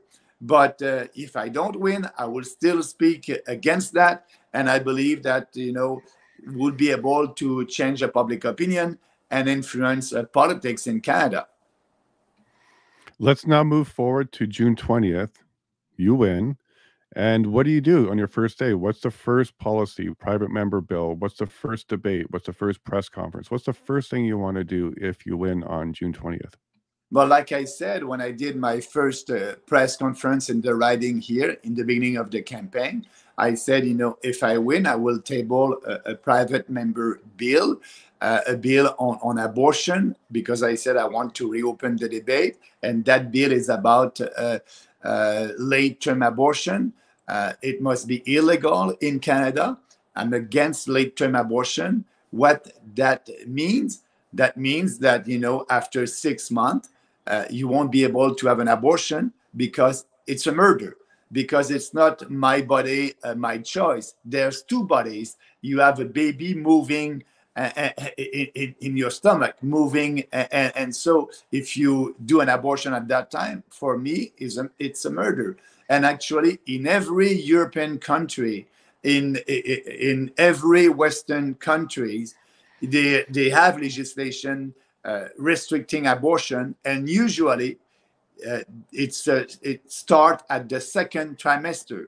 So I'm saying at the third one. Why at the third one? Because I believe that we can win that debate. I believe that a reasonable man will look at it and say, yeah, we must stop that. And I believe that we can have a win. And after that, we can have a discussion about maybe going further to the second trimester. But let's have a win, because in Canada, for the last 35 years, we have in our country about 100 late-term abortion. And only one, it's too much. But 100 late-term abortion every year in Canada for the last 35 years, we need to stop that. If you're pro-life, we need to stop that. So what I will do, I will table that bill. I will reopen the debate, because Polyev said, and it's very clear, actually he was in the riding last Friday. He did an event there, and he answered a question, and he said, Polyev government won't reopen the debate on abortion. And he said, I won't table any bill on abortion. I won't do that. So I won't reopen the debate. So Polyev is okay with, killing the onboard baby. He's okay with that. He doesn't want to reopen the debate. Why? Because he's pandering to the big cities, Montreal, Toronto, Vancouver, where pro-choice people are very active, and he wants to have their support. So he's taking for granted the support of a Westerner here in Manitoba, because, a conservative candidate will win with 60, 70% of the vote. So maybe they won't be happy with his position. But, he said, my candidate may win by 50% of the vote, but my candidate will win. And I'm saying that to people in the riding. The Conservative Party of Canada is taking for granted your support. You must stop that. Send me to Ottawa. I will be a real conservative voice. I will vote with Polyev when he will have the courage to be a conservative. And if not, I will shame him. And like that, your important issues, like, reopening the debate on abortion, we will be able to have that discussion. Actually, they voted for a pro-life lady, Candice Berger. She was the MP here in Portage-Lisgar. She's pro-life, but she didn't, nothing. The candidate here can speak about and saying that he's pro-life, but he won't be able to speak about that in Ottawa. He can say what he wants here in the riding, but Polyev said, I won't do anything on that. So he will have to follow the party line, and he will have to be silent when he'll be in Ottawa. So that's what I will do when I'll be elected. That's what I said to people in Portage-Lisgar, and that will be the first thing I will do when I'll be in Parliament. And this is an important subject for me. My second child, we were living in Ontario at the time. A prenatal test confirmed that he was going to be born with Down syndrome.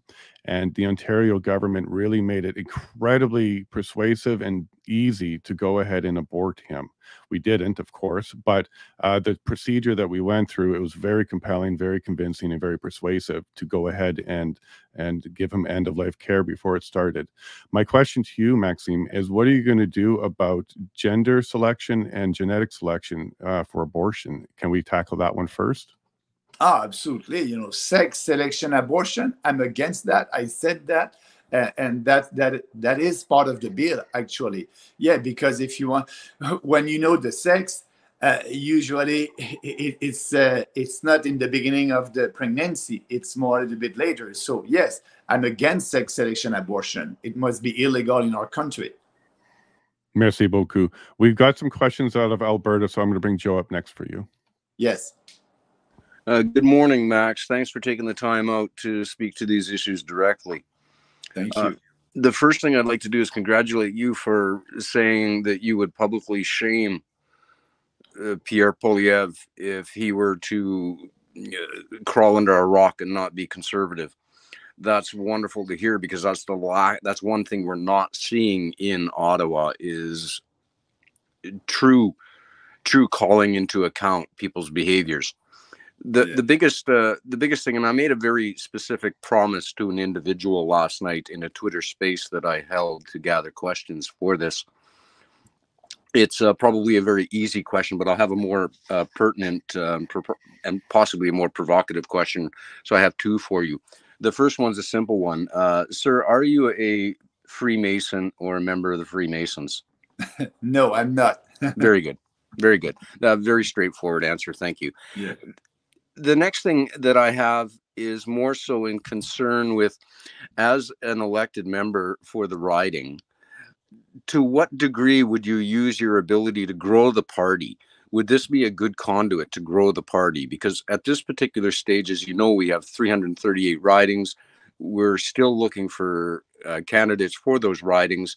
But at the same time, just doing some simple math, needing between 10 and 20 people on every riding executive board is going to require, several thousand volunteers. How can we motivate participation in the party? And do you see having a seat in the House of Commons as a vehicle towards that event? Yes and no. I believe that, if I'm winning that election, that will help us also to find candidates for the next election in every riding, because that is our goal. But don't forget, in the election in 2019 and 2021, we didn't have anybody in the House. We didn't have any candidate elected.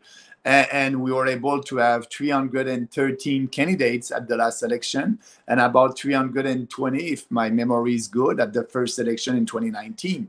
So our goal is to have a candidate in every riding when the time of the election will come in 2025. But you're right by saying we want to build a riding association, and we need people, volunteers, on the board of the EDAs, the riding association.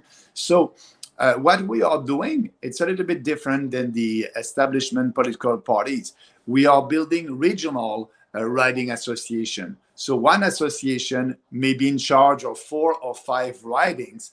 And like that, you concentrate your people in one riding association, and it's more effective because I'll give you an example. Like on the island of Montreal, over there, they're leftists. They're voting liberals all the time. It's very difficult for us to do well. So there's about 20 ridings on the island, but we'll have only one riding association. Our people will be together. They will be in charge of all these ridings on the island, and that's more effective for us. So that's our new functional model for a new political party. And yes, we are doing a call for candidates right now this year. I can tell you that we have about 100 candidates selected and approved for the next election. Our goal is to find another 101 this year, so we'll have 200. And next year we'll do the same, and we'll be ready for the next election. But the best way to try to have our candidates is to promote our platform. When people are looking that it's always the same platform, bold ideas based on principles without any compromise, and knowing that we will win. We have the best vision for this country based on Western civilization values. We will win, but we don't know when. But I strongly believe that this party will have one person elected. It can be at this by-election or later, and we'll start that common sense revolution. You look at the past. When we created the party in 2018, 0%, our first election 1.6, the last election 5, maybe at the next one we can have 10. But it took 28 years for the Green Party of Canada. They created the Green Party in Canada in the 1983 or something like that. After 28 years, they had their first candidate elected, Elizabeth May. I can tell you, it won't take 28 years because for the Green Party of Canada, it took them 20 years to have more than 1.6% of the vote. We did that in our first election, 1.6% of the vote. And after 3 years, we had 5%. And the Green Party, after 30 some years, 35 years, they had at the last election 2%. So this party, step by step, is growing, and our time will come. So I believe that the best argument to find candidates is our platform. And I can tell you that the quality of our candidates is improving at every election. When we started the party in 2019, some people came and they try to change our platform. We say, no, this is our platform. It won't change. You like it, come with us. You don't vote for us. And at the second election, we had a better quality of candidates. And I believe that will be the same. We are improving the quality of our candidates. And we have candidates that understand that they may not be elected. I'll give you an example. Before the last election, I did Zoom teleconference meetings with our candidates. And I told them, our goal is to have 4%. What I was telling them really was, you won't win. You can win. You cannot win an election with 4%. And we did well. We had 5%. But we were able to have 313 candidates dedicated, and they did a great campaign. And at the next election, maybe I'll say to our candidates, our goal is to have 10%. And maybe some candidates will win because of the competition in a riding. Some candidate will have more than 10%, some less. But, step by step. And our candidates are very dedicated, and they're here for the cause. They know that we're doing a revolution, a peaceful, common sense, populist revolution. And you cannot do that in 1 year. Wonderful questions. To most people, a democracy dies at the party whip, and the whip whips it out of the MP. Can you let us know definitively, once and for all, are you going to have a whip? Do you have a whip? And do you intend to continue with that barbaric political process? We won't need a whip, because what I said to our candidates, this is our platform. If you agree with the platform, come with us. Your goal will be to achieve that in Parliament, to vote in line with our platform. So I won't need a whip to do that. But also there's other issues that are not in the platform. And so that will be you're going to be free to bring other issues in Parliament, to have consultation with your people in your riding. And if there's an issue that is very important over there, you'll bring that. And we'll have more free vote. You'll be free to do that. I think it's very important to have a real democracy. But when, for example, we said that we will balance the budget in 1 year, so they must be able to vote for that. We said that we will repeal the Bill C4. They must be able to vote in line with that. But, there's a lot of other subjects that are not in our electoral platform, and they will be free to vote in line with their conscience or in line with the preoccupation of their people in their riding. Yes, so that's why we won't need a whip. Everybody understands that, the goal of the People's Party is to do these bold reforms. But when you're in Parliament, there's always, the news that are there, and there are new challenges that you have. and will respect the freedom of every PPC member of parliament to do what they want. It sounds to me like you want to bring democracy back in its truest sense. So that's good news. I'm going to move to Ontario now with Azaria with a question. Hey, good morning, Max. Welcome. Thank you very much for joining us today. I really appreciate you taking the time out of your busy schedule. Thank you. My question is around the current state of kind of integrity. And, you know, I think that we're seeing, you know, with David Johnston, sorry, I want to say the CPC, but sorry, the PRC, you know, really peddling influence within Canada, and you know, also the candidates from maybe our political parties seeking influence from special interest groups and you know, corporations. What is it that your party is going to do, that you and your party are going to do to manage that integrity, to ensure that, you know, everybody's above board, nobody's doing kind of backroom deals, making these secret handshakes with other foreign entities or, you know, corporations or special interest groups? Yeah, actually, that's why we are doing politics differently. We don't pander to any special interest group. You know, we have strong policies and we'll do that.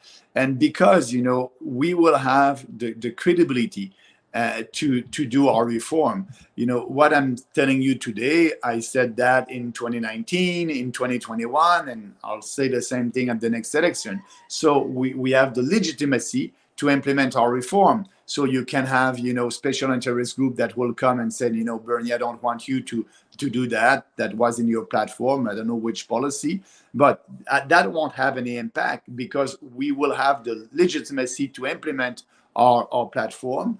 And so we want also to have a smaller government in Ottawa. We're going to cut spending. Usually when you have these interest groups, they want to have, you know, a part of the budget. They want to have some privileges and some grants or subsidies, but because, you know, we will cut the budget, balance the budget in 1 year, and with the surplus we will lower taxes, so we'll have a smaller government that won't interfere in provincial government. That will be very tough for special interest group to come and say, you know, I want that privilege. For example, we will cut corporate welfare. You know, so if a corporation you know, has a lobbyist in Ottawa, they won't need that lobbyist anymore to lobby for a grant or a subsidies, because we won't give any money to any corporation. We will use that to, you know, lower taxes to people and to corporation. So having a small government, usually it's more difficult to, as a special interest group, to influence the government. And, you know, we have a code of ethics also in Parliament. And our members of Parliament will have to respect that. And we will be very, very strong. I look at the opposition in the 1980s with the Reform Party, when Preston Manning was the leader of the opposition. Preston was a principled politician. And that's us. I believe that the PPC is the older Reform. We are doing politics like Preston Manning, principled, and it will be what we will do when we'll be there. We won't change. Like Preston Manning didn't change when he was the leader of the opposition. He was not, you know, asking for privilege for some of his MPs in a riding. No, everybody must be equal before the law. So for us, you know, we'll have the legitimacy to do what we said, and we'll do it. That's it. You know, Preston Manning's from my riding, Yellowhead, and very, very supportive around here to those kind of principles as well. Alberta had a follow-up, so I'm going to go jumping back to Joe, and then I'm going to take you over to Quebec. I'm taking you all over the country here, Maxime. I hope you don't mind. I like that. I don't have to travel. C'est bon. Well, no, you're not back, so it's easier this way. Go ahead, Joe. Max, my follow-up question is in relationship to the question that Jason asked you about party whips. In your answer, you stated that you would have a whip to collect the party platform votes. If a motion's on the floor that is specific to the platform, then that vote would be whipped. But conversely, if it is an independent, non-platform issue, it would be independently voted on by conscious, potentially, and hopefully constituency desirely led. So is that not, and this is a question from a follower of mine, is that not a form of doublespeak? You either will have a whip or you will not have a whip, was the basis of Jason's question. So I was wondering if you could speak a little bit more to that, Max. No, I won't have a whip. I won't need a whip because our candidates are there because of our platform, and they all agree with our platform.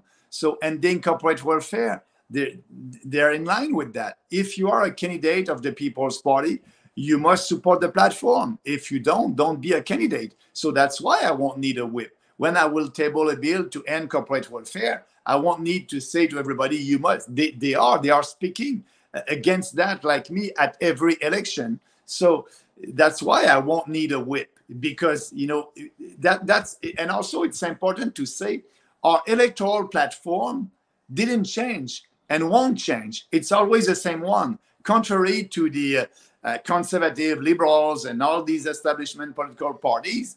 They have a different electoral platform before every election because they're doing polling and focus group, and they want to tell you what you want to hear.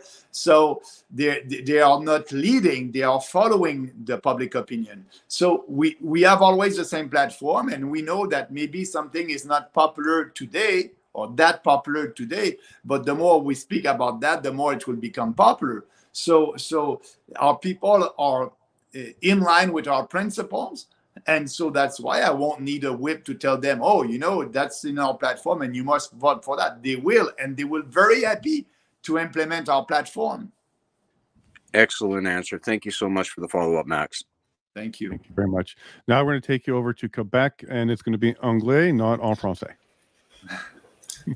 Good morning, Max. I'd like to say you do speak better in English than I do in French, so I appreciate to have the dialogue here. One question that I do really want to focus in on, like at the end of the day, everything is about the economy, right? And if we really take a look at all of these social issues that have been stemming, over the last few years, I believe that the main problem of these problems is with the education system, and again with the healthcare system, how they've kind of been subverted over like generations, right? To be able to push this, and these are the systems that the government is ultimately controlling, and then you have like your fiscal policies where the government is running these massive deficits, and then Chrystia Freeland did a video yesterday that they are blaming COVID and Putin for our economic woes. But the way I look at it, it wasn't Putin or COVID that shut down the country. It was the government. It was the Bank of Canada that really funded all of this, and then they're funding everything that we're seeing now. With this trans movement and all these social issues. So really, what I want to know is, what is your take on the Bank of Canada as well as the government and their relationship, and how would you see perhaps separating that or eliminating that connection by abolishing the so-called central bank, not even auditing, but completely abolishing it? Because I truly believe that a vast majority of our problems are due to the monetary corruption inherent in our society. So how do you see that moving forward? Yeah, so I will start with the deficit, and you're right by saying that because of the government during COVID-19 and the official opposition, the conservative, they said during COVID-19 that virus is deadly for the majority of the Canadians and we must shut down the economy, you must stay at home, but we will give you money, we'll create new government programs and will help you. So I was the only one to say the economy must be reopened, every business is essential, and we must protect the most vulnerable, and that virus is not deadly for the majority of the population, only for older people with comorbidities. So that being said, Trudeau, with the opposition, with the Conservative Party, they voted that deficit and they voted for these programs at that time. So they created that huge deficit. And we didn't have the money for that. So what happened? It's the Bank of Canada printed all that money out of thin air to buy our Canadian bonds. And as you know, when you have more money in circulation, and fewer goods and services, you have inflation. And now we are paying right now for these deficit. We are paying because the inflation is there about around 4 or 5%, and I believe that the inflation will be there for the next couple of years. So that being said, we have that because the Bank of Canada was the ATM machine, and the Bank of Canada financed the federal government for these programs. So Poilievre can speak, we need to control inflation, but the way to do that is to have an agreement with the Bank of Canada. You're saying that we must abolish the Bank of Canada.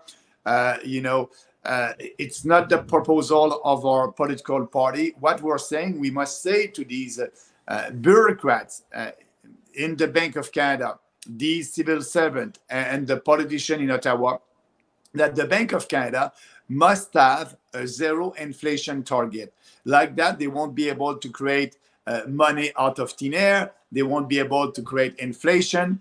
And now, as you know, the Bank of Canada has an inflation target of 2% every year. And 2% every year for the last 10 years, we had 25% inflation. Now, we have 4 or 5% inflation, but for sure, for the next 10 years altogether, we'll have 25% minimum inflation. So inflation is a tax. We must stop that. But Poilievre said that, he will freeze the budget. He won't cut the budget. Before COVID and after COVID, if you look at our national budget in Ottawa, the budget grew by $90 billion. But Poilievre won't cut that. He will keep the budget like that. He will cut liberal spending and replace that by conservative spending. He won't balance the budget. And that being said, the Bank of Canada would create money out of thin air, would create inflation. And he said also that he is okay with the 2% inflation target that we are telling the Bank of Canada to have. So, I'm against that. If you want to control inflation, there's two major things that you must do. The first one is to balance your budget. Like that, the Bank of Canada won't have to buy Canadian bonds and print money out of thin air. Balance the budget as soon as possible. We'll do that the first year. And after that, telling the Bank of Canada, you have a zero inflation target. And we may have a discussion about the future of the Bank of Canada, but I believe that if you do these two things, you won't have inflation. But I know that our system is based on a fiat currency. As you may know, I'm for a gold standard. And with a gold standard, you won't need a central bank. But the way to go there will be a little bit longer. We can do that reform right now about the zero inflation target. That's why it's a proposal that we have, and we'll see what will happen. But I believe that the best monetary system will be a system based on the gold standard. I understand that other countries like the BRICS countries, Brazil, Russia, India, South Africa, are looking to create a new currency based on gold. We'll know that. They will have their meeting this summer. So we'll see about that. That would be a competition to the US dollar. And it's very sad that the Bank of Canada didn't have any gold reserve. We are the only Western central banks that doesn't have any gold reserve. And all these other central banks right now, they are buying gold. They are buying gold because they know that we may have a new reserve money or a competition to the US dollar. And that may be based on gold. And that's why they're buying gold. So I believe that, we'll have a big problem in Canada when all that will happen because of the Bank of Canada didn't have any gold reserve. So let's fix with the 0% target. And after that, I hope that the Bank of Canada will start to buy gold for being sure that our dollar will be able to stay strong when all these international development will happen. So you mentioned that, so he mentioned that, inflation is running at around 4%, 5%. So let's be honest, it's probably closer to 10, because we know that the way that they calculate, inflation is to try to underreport it. So if they're saying 4 or 5, it's probably closer to 10. And I'm looking at the Canadian 10-year bond yield right now, and it's printing at about 3.4%. So if we have an interest rate of 3.4% and an inflation rate of, even if we take them at face value and call it 5, right?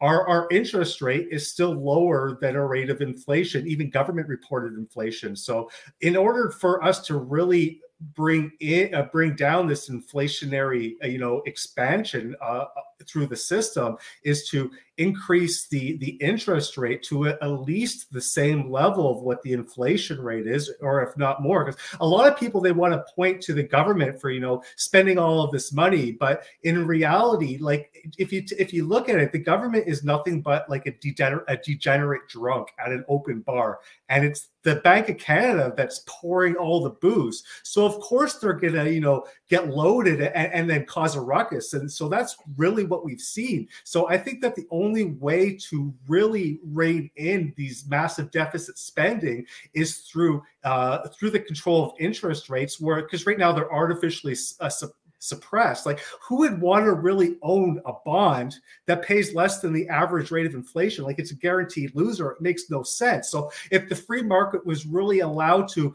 exert itself into the bond market, we'd have a much higher rate of interest. But through debt monetization and by basically allowing the bank to monetize government debt, we're in this problem. So in terms of the central bank and interest rates, and we saw a 25 basis point yesterday through the Bank of Canada, like, it has to go much higher, but this is ultimately going to cause a deflationary collapse. You're going to see the real estate market collapse. You're going to see the stock market collapse. You're going to see a massive amount of job loss. And, ultimately that's what's going to have to happen, because, we have never really solve the issues of this inflationary expansion going back all the way to 2000, right? All we do is cut interest rates and inflate, cut interest rates and inflate, to a point we created such a massive bubble in our economy that the only way out of it is a hyperinflationary collapse like Venezuela, or a deflationary crisis where it crashes all assets. So I want your views on that, and really what we have to do, because we have some major systemic issues when it comes to monetary policy and fiscal policy here, and I think that we really need to address this. You have a point there. When I was speaking about inflation, I was speaking about the official inflation rate. But you're right. If you do your grocery, and Canadians understand that the inflation is not at 4 or 5 or 3 or 4 or 5%. They know that it must be 8, 10, like you said, because the way that they are calculating inflation does not represent the reality of today. You're absolutely right about that. And yes, you're right that the Bank of Canada is in a losing position. They cannot win. Actually, when in the 1980s, when we had inflation at that time, the inflation was officially around 10%. And to fight inflation, central bankers in US and in Canada had to raise interest rate to 18 and 20%. And you're right. Now, the fact that they're raising interest rate to fight inflation, they will have to raise interest rate more than what they're doing.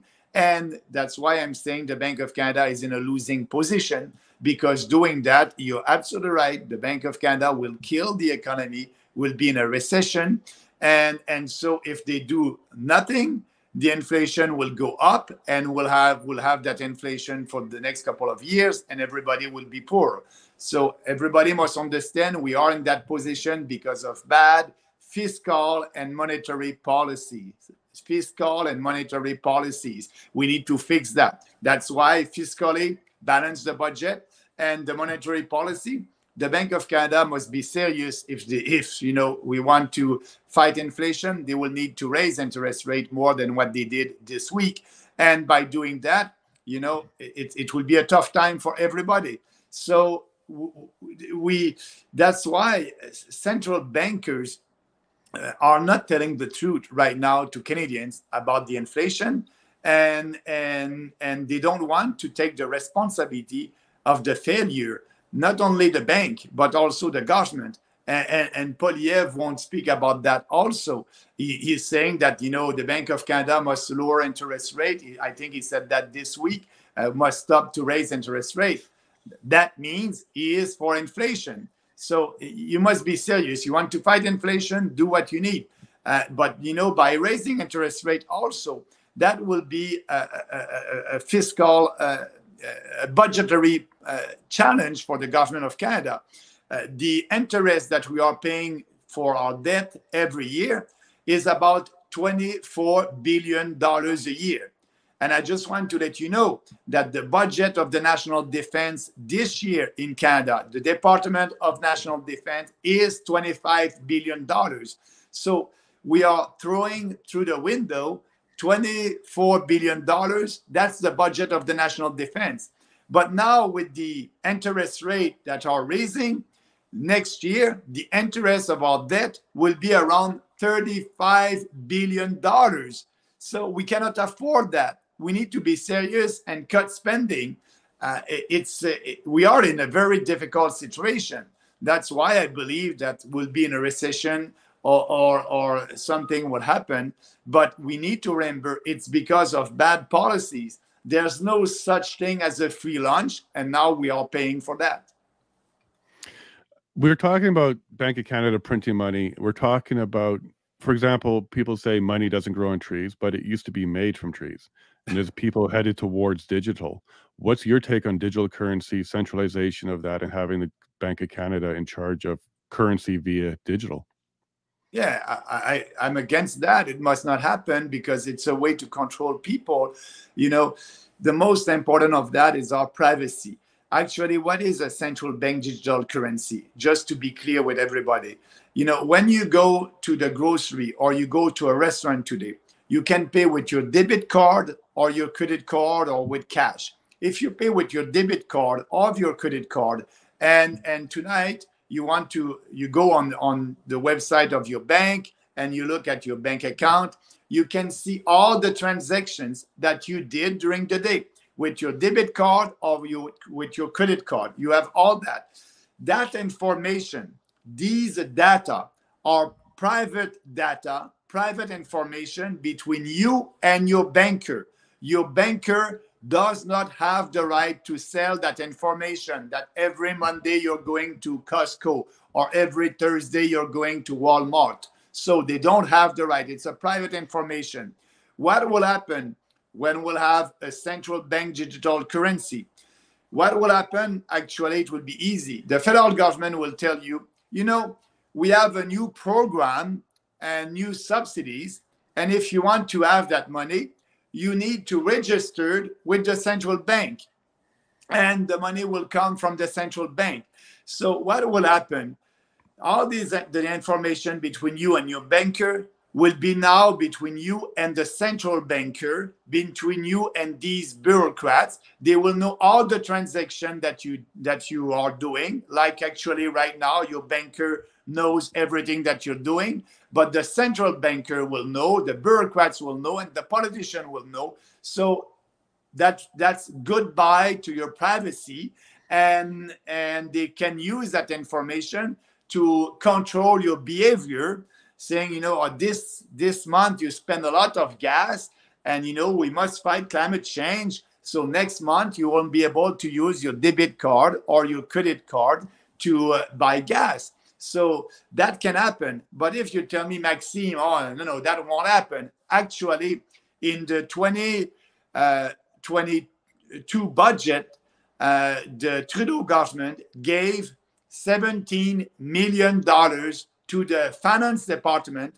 and to the Bank of Canada over 3 years to look at the central bank digital currency and to work on a bill that will be tabled in the House. So what I'm telling you, in 2025, the Trudeau government may come with a bill that will put forward the idea of a central bank digital currency. We must fight that if we want to keep our privacy.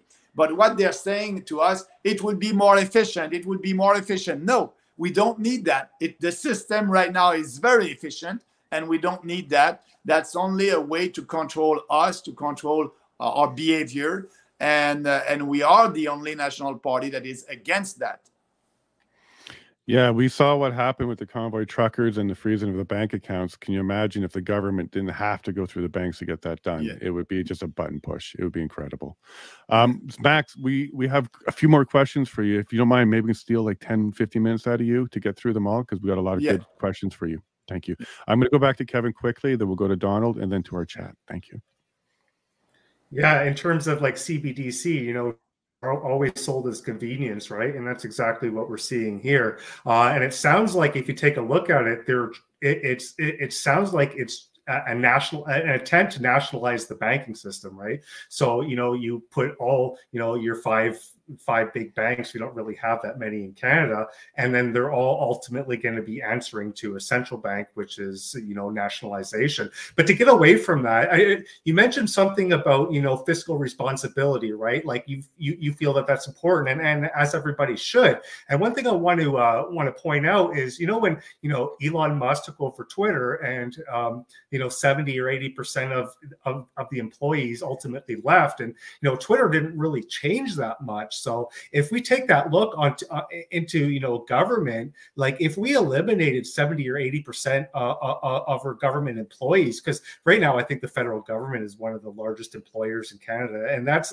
absolutely atrocious. So like, by eliminating 80% of the government, it would probably run more efficiently. It would definitely be easier to balance the books and be fiscally responsible. And I don't really think anybody would really notice, you know, 8 out of 10 government employees disappearing overnight. So what are your views on that? Yeah, you have a point. And I must say, to balance the budget, our proposal is, you know, cut corporate welfare. You can save $8 billion there. Cut foreign aid. We know we are giving money to African countries to fight climate change. So, you know, we don't need that. We need to help countries when there's maybe a humanitarian disaster. But let's cut that. We can save $5 billion. Let's cut the CBC. We can save $1.2 billion. And for the UN, you know, the federal government is giving a lot of money to the UN. What I'm saying to the UN, you know, the UN is a dysfunctional organization, a socialist organization, and we will give as a country money to the UN when they will promote our values. And because they're not doing that, so I believe that we can save $1 or $2 billion there also. So there's a way to balance the budget, but also the civil servant. You know, only in the health department in Ottawa, there's about 20,000 civil servants there, 20,000 of them. And Ottawa did not manage any hospital. So you can cut a lot of civil servants over there. Yes, let's have that discussion, and that's our role. We want a smaller government in Ottawa that won't interfere in provincial jurisdiction and won't interfere in your day-to-day life. So yes, it's something that we can do, absolutely. And by the way, Jean Chrétien did it.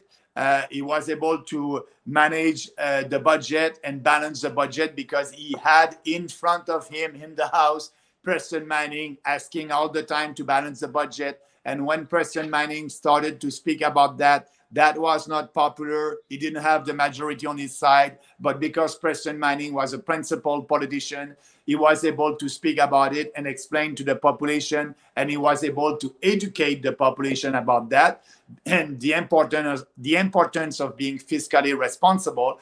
And, you know, after a couple of months, he had the majority on his side. And Chrétien and Martin did a poll, and they saw that the majority of Canadians were in favor of balancing the budget. So they did it by cutting civil servant and also cutting other expenses.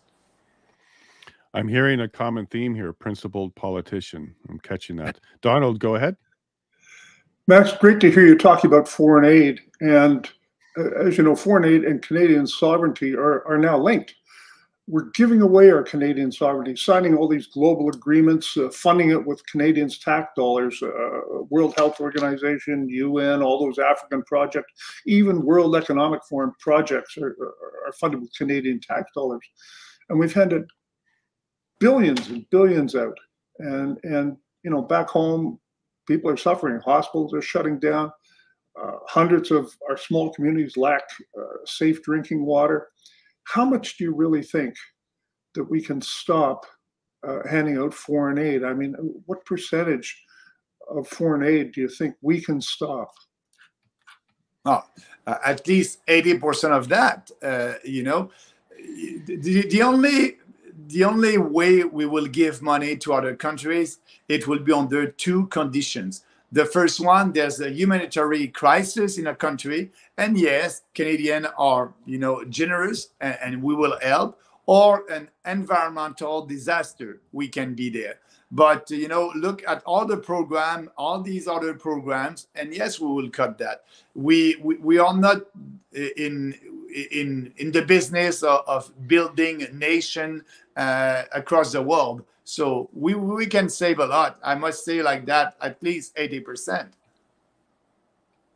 That's a great start for sure. At least 80%. Get Canada focused on building a good foundation here before we help our neighbors. Your home needs to be taken care of before you can help your community. Absolutely. I think that's the message. So Maxime, I know we're at time, but I do have some chat questions from the actual audience during your chat. So if you don't mind, I'm going to take you through them. Yeah.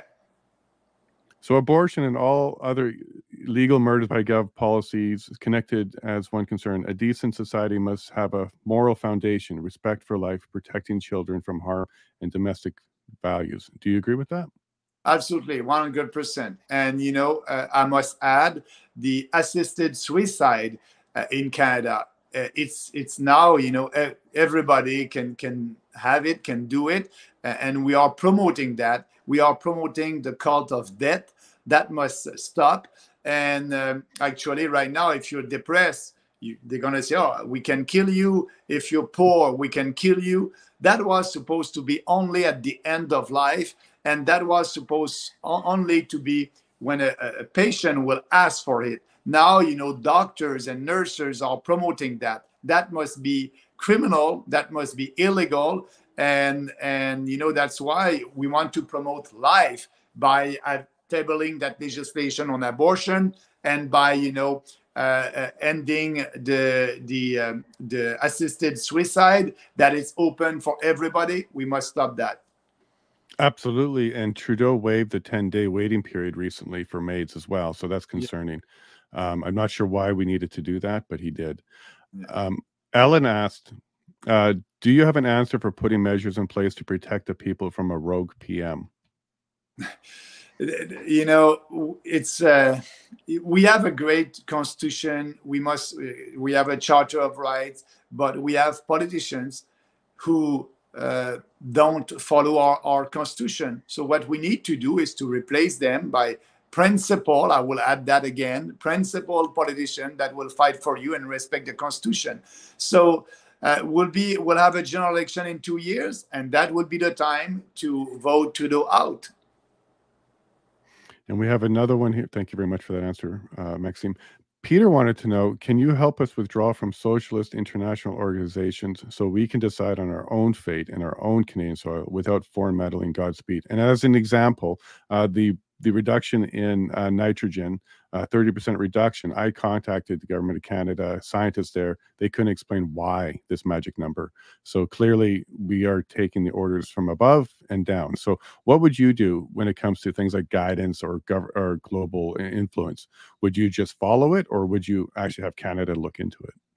We won't be part of that. You know, we are the People's Party for the people, and we are fighting for the sovereignty of our country. So we will withdraw from, for example, the Paris Accord. So that being said, because we will withdraw from that accord, like President Trump did when he was president.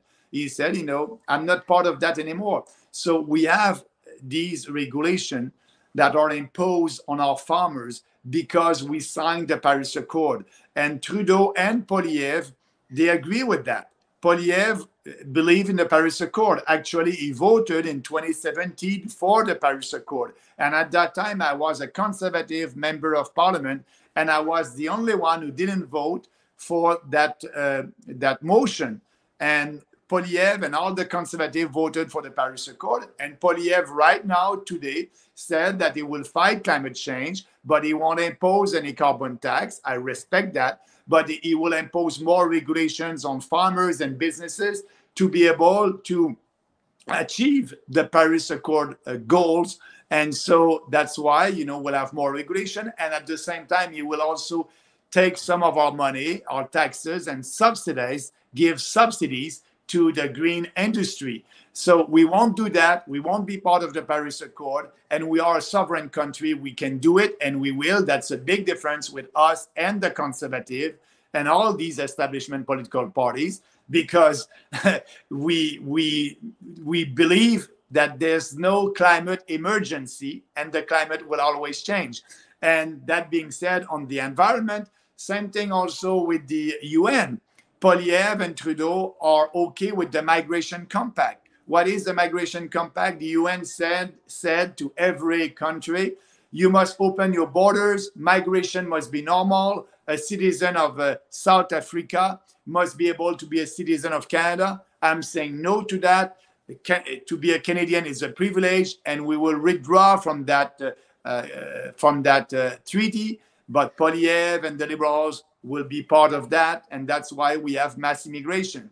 Poilievre won't do anything about mass immigration. We will stop that. We'll have sustainable immigration. So I'm giving you example that we won't participate in the globalist agenda, and we are the only political party who will do that. That's a good news. I'm seeing a lot of questions around accountability, and Ellen brought one up for this. How would you ensure that a deal like Singh and Trudeau does not render a minority government unaccountable? I don't know to say the question. How, what? So the deal between the NDP and the Liberal are blocking a no confidence vote. How would you kind of help that in the future?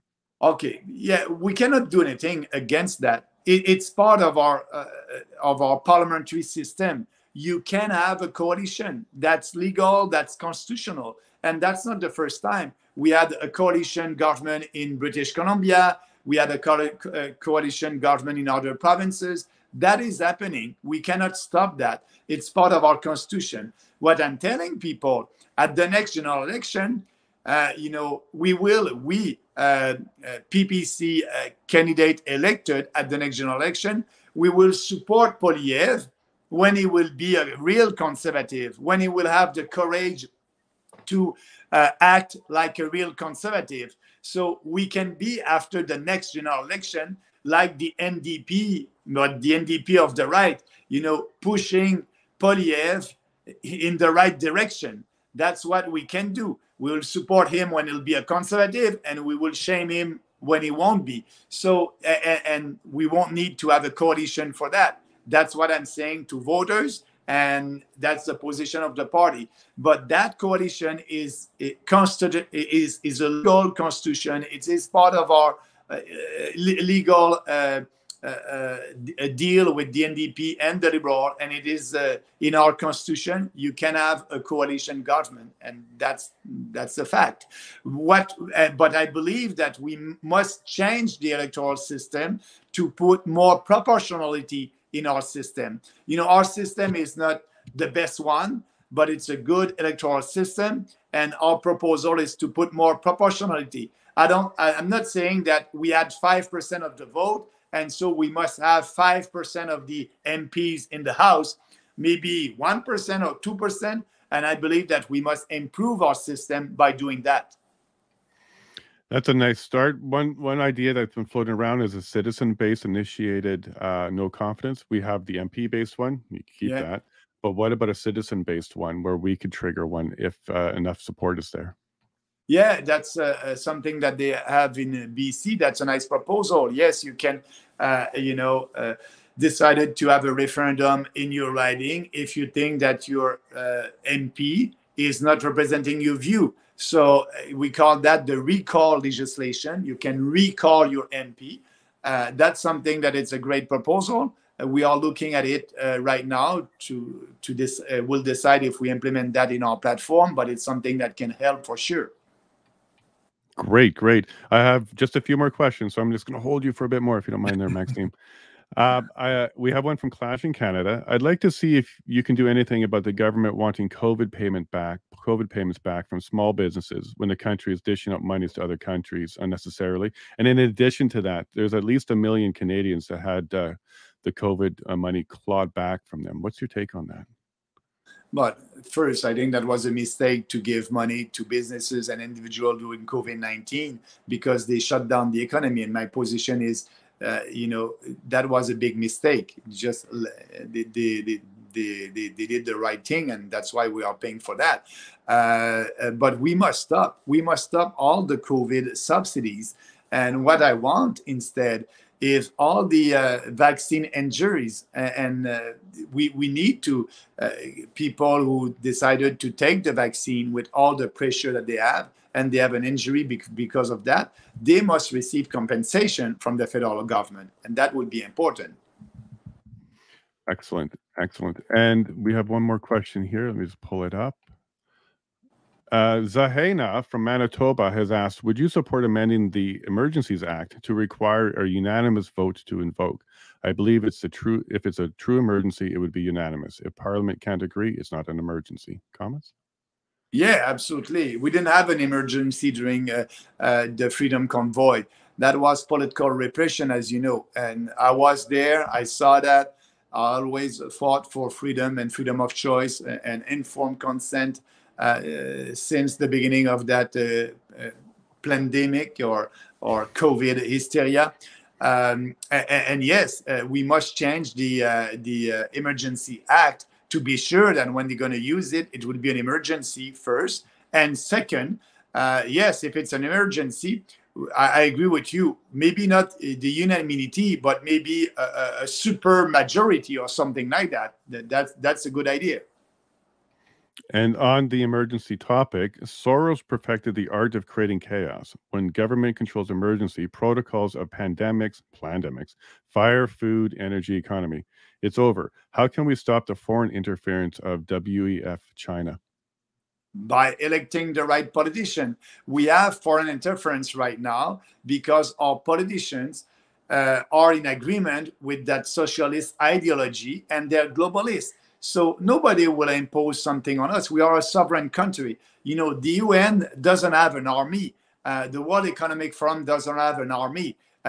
Trudeau and these establishment politicians are in line with that philosophy, and Trudeau is putting in place legislations that are, following the World Economic Forum philosophy. So we need to elect the right people. And the best example is Danielle Smith. When she was elected, when she was elected the leader of the party and prime minister, she said, I don't want my civil servant to deal anymore with the World Health Organization. And that was it. So we can do that, and we must regain our sovereignty by doing it, and we will. That's why the People's Party is the only party that is not globalist. We believe in our country and our sovereignty. And that's good news, very good news. And then now when it comes to your candidates, John has a question around that. Since 2021, what steps have the PPC taken to make their candidate nomination process more fair and transparent? Yeah, I think that's what we're doing right now when we are asking for a call for candidates. If we have two candidates in the same riding, we'll have a nomination. If we have only one, we have a process. They are doing an interview. We're doing a background check of them when we approve candidate. And if we approve more than one in a riding, because they're following the criteria, we'll have a nomination contest. And that's part of the democracy in our party. That's an excellent question too. So Max, you're getting a lot of support from the chat, by the way. They really like the fact that you're just answering questions without, we didn't give you any of these questions ahead of time because we just created them on the fly here. So thank you for that. Edge of Thought, one of the last questions here, wants to know, what are some of the books that you've recently read and you would recommend? Oh, yes. I didn't have time to read a book recently, but I can tell you what I'm reading right now. It's I'm reading studies in the Mises Institute. That's a great website, mises.org. They are always great studies. And but the last book was which one was? That was the Economy 101 in Mises Institute. It's all the myth surrounding the economy. You can find that book on mises.org. That's a good, very easy to read. And, you know, because I have to explain the economy to people. So I've read that book a couple of times, and I read it again a couple of months ago, just to have the best argument in mind. Wonderful. Thank you, Max. We're just going to go to the panel quickly for the last thoughts and maybe a last question. We'll go with Kevin. Yeah, so in terms of the way our country is run right now, like everybody's talking about Trudeau, but the way I see it, the way I think that it works is the most powerful person is the person that holds balance of power. So right now you have the NDP, they're holding the balance of power, and it's really their coalition that has stopped an election from being triggered. And, you know, with CSIS, they're saying that they have evidence that, you know, there's corruption in all parties going back to, like, you know, 3 or 4 decades. So, like, what are your thoughts on voter influence from foreign entities? Like, how can we stop that? Because I think that's a major threat to our and if Jagmeet Singh is really interested in getting to the bottom of this, then how come he hasn't triggered a non-confidence vote and forced an election and let the people really tell the government what they want, instead of doing all of these pointless inquiries, and where ultimately at the end of the day, they just come back and say, we investigated ourselves, nothing was wrong, but we're going to create another committee to make and give ourselves more power to make sure it never happens again. So what are your thoughts on that? Because I think that's really frustrating to me, that they never let the people talk. They always investigate themselves, and it always comes up with the same answer. Yeah, but you must ask Jagmeet Singh why he's supporting Trudeau on that. He will have to answer that. But what we can do, I believe that we can look at the legislation that Australia put in place a couple of years ago to fight that. I believe that, you know, we must use all that information and legislation and implement that in our parliamentary system here in Canada. That would be a good start. But the Chinese influence in Canada, it's not only about the election. It's everywhere in universities. You know, I'll give you an example. In Alberta, in one university, I won't name, they had a board meeting, and they had a discussion about, you know, doing a research on the entrance of China in Canada in our institution. And they had a debate about that at their board meeting. But the dean of the university said, no, we won't do that. And the reason why, because they received funding from the Communist Party, the Chinese Communist Party. So that must stop. Yes, there's a lot of things that we can do to be sure that the Chinese Communist Party won't have an influence. You have also Chinese police station in Montreal and Vancouver. That's illegal, that's unconstitutional, and that's against the International Convention. We must dismantle that. So there's a lot that we can do. And we will look at what Australia did, and I believe that would be successful. Well, I did notice on your donation page that it's in Canadian funds. There's no yuan on there as an option. So that's a good sign. Don, we're going to go to you for another comment or question. Okay, we'll unmute you. There you go, bud. Okay. I've lately become very optimistic about this big wave of change. You must see it, Max. There's a big shift in the wind. People of all political stripes are waking up to reality. And it seems to me that the PPC is the natural home for these people. I think we're going to see great growth in the party, just ordinary people. I believe so. I believe so. Our time will come. And I believe in politics, people appreciate, you know, truthful politicians, and the coherence. Look at since the creation of the party and sometime before that, what I'm saying today, I said that a couple of years ago, so I won't change. And I believe people appreciate that. And the populist movement in Europe is growing, and I believe that it will be the same in Canada. I just want to correct something when I spoke about the book.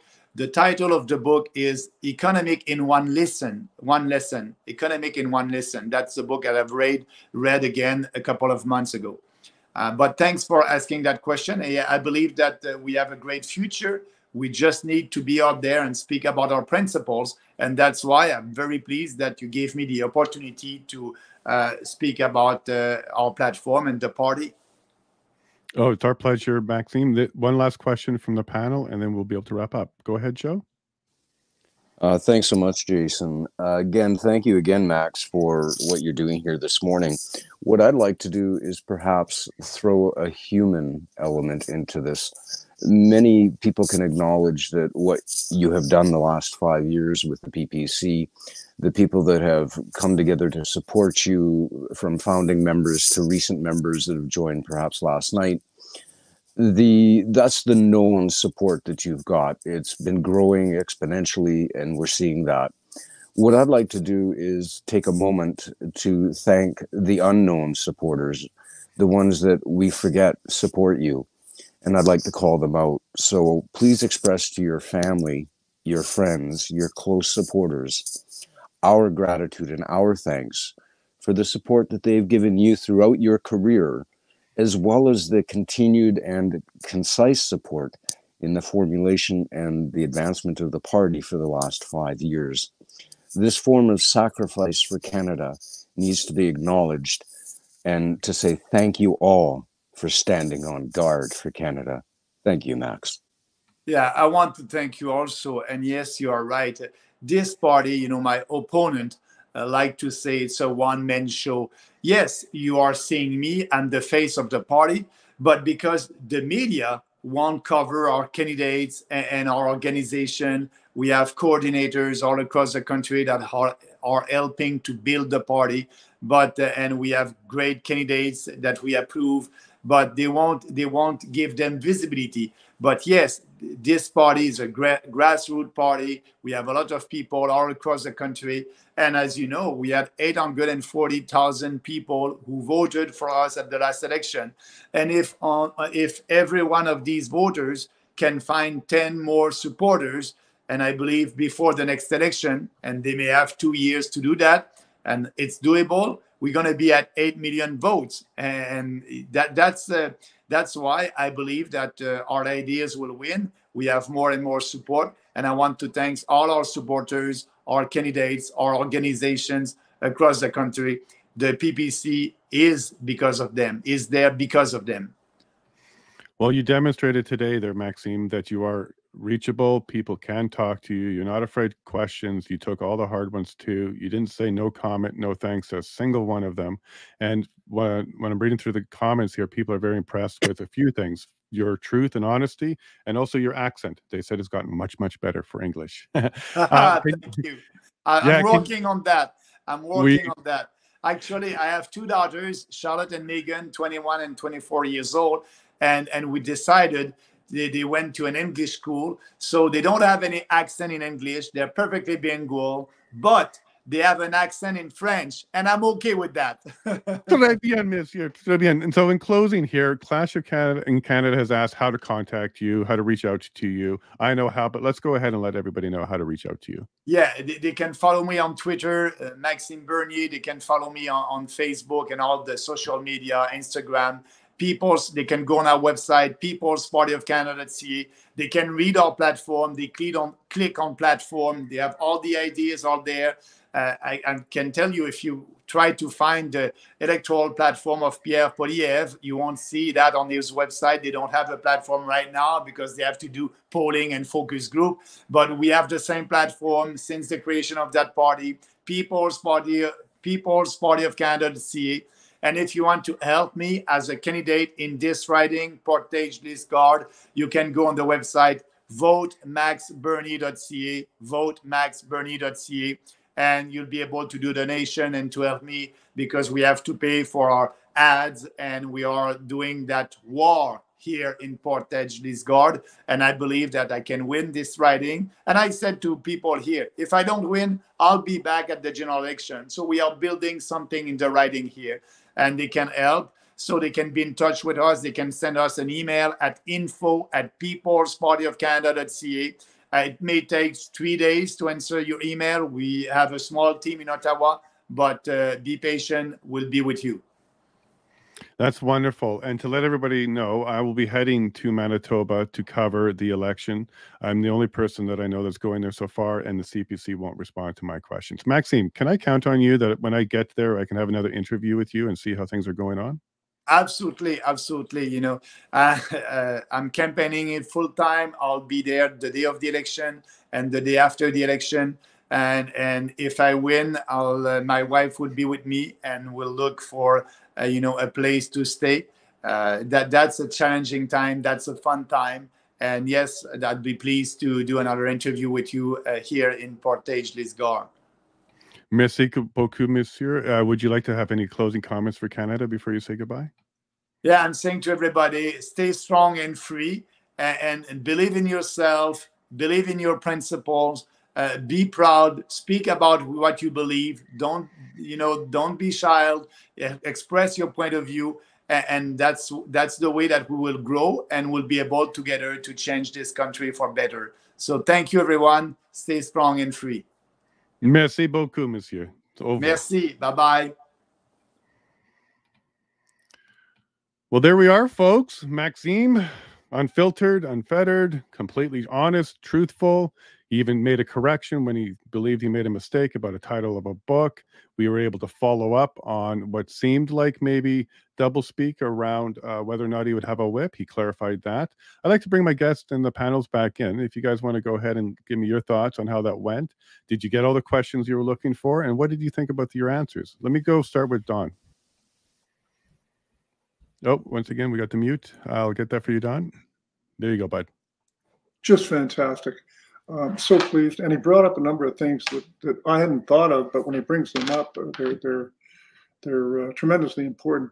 He's the only leader that's talking about compensation for vaccine injuries and deaths. He's the only leader. And his position on foreign aid and Canadian sovereignty, very impressive. Nobody else has that. And the linking of foreign aid with Canadian sovereignty, 80%. Can you imagine how much that would do for Canadians if we stopped giving away 80% of our current foreign aid levels? And Kev, you didn't let him get away with anything when it came to the financial part of Canada. What were your thoughts on his comments? No, I like what he had to say, and I also know that he was following a certain guidelines. Wasn't really able to get into what because let's be honest, I know Max. I know he's an Austrian economist. I've been following him since 2015, and I know his views.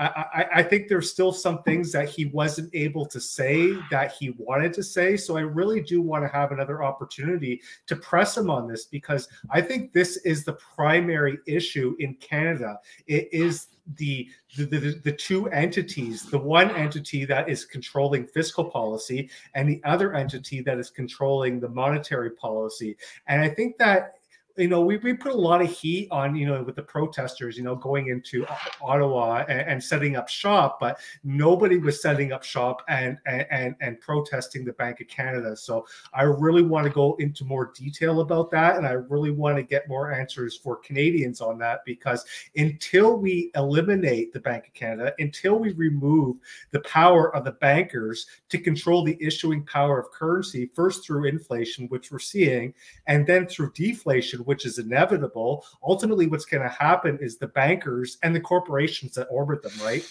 They're going to rob everybody of all property until we wake up homeless on the continent that our forefathers conquered. So I believe that the issuing power of currency must be taken away from the bankers. I believe it must be restored to the people to whom it properly belongs, because if we don't do that, you know the saying, you know, you will own nothing and be happy.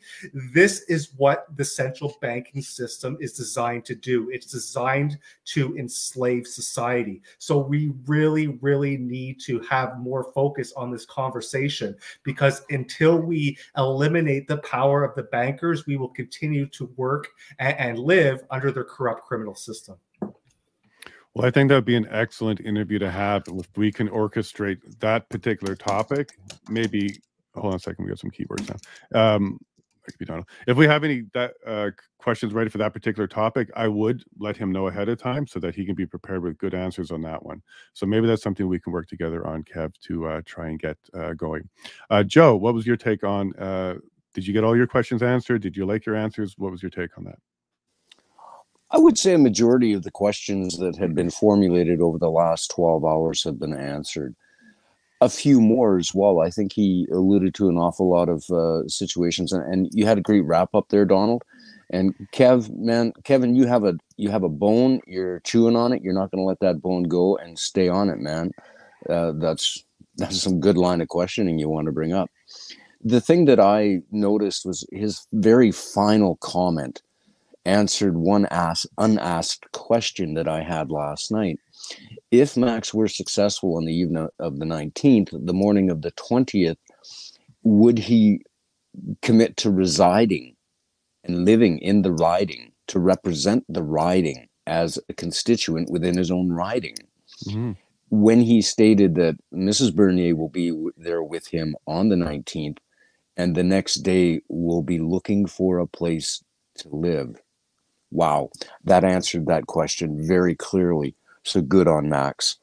So this was absolutely fantastic. I think it's done a great deal of benefit, given Canadians a clear and concise understanding of Max's positions, and also a deeper understanding of how the party is progressing. His comment about having 338 ridings, we're going to a system of amalgamating regional ridings.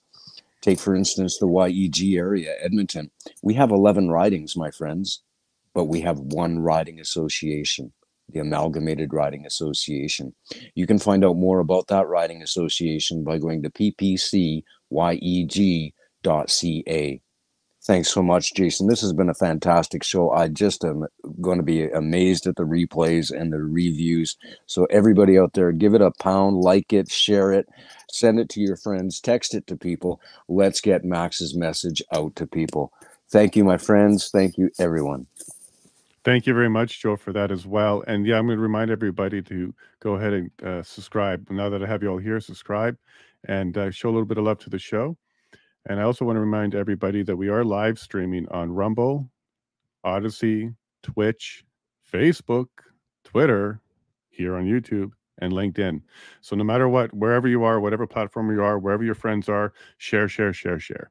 We are going to have more shows like this. I can let you know that we have a senator coming on. We have an ex-Conservative Party MP coming on. We have some more reporters coming on. We got lots of stuff coming up for you. So go ahead and subscribe, like, and share it with your friends. I want to say thank you very much to my panel. Azario had to leave. We had Zach had to leave. But thank you all very much for the questions. All of you reached out to your networks and brought Canadians' voices in. You brought the information in. You got the questions asked. And Canada, thank you so much for participating in that. I saw Joe with the spaces. I saw Azario reaching out. I saw Kevin engaged, talking to people. It's clear that Canada is interested in having a conversation, want your voices heard. You should be heard. And now we were able to bring this up to party leaders. So thank you all very much for your support of the show and participating in helping me make this show what it can be. None of this was pre-planned. Max just hit us up last minute and said, look, I got an opening here. Can you make that work? We did. He did. There you go. And he also gave us 50% more time than we asked for. So Maxime, if you're listening, merci beaucoup, monsieur, and good luck, bon chance in Manitoba. And I'll be seeing you soon. Kev, do you have any closing comments for Canada? No, like I think it's good. I think the way that what we're doing is important, because in order to change society, right, it has to be a multifaceted approach. You can't just change it in one round.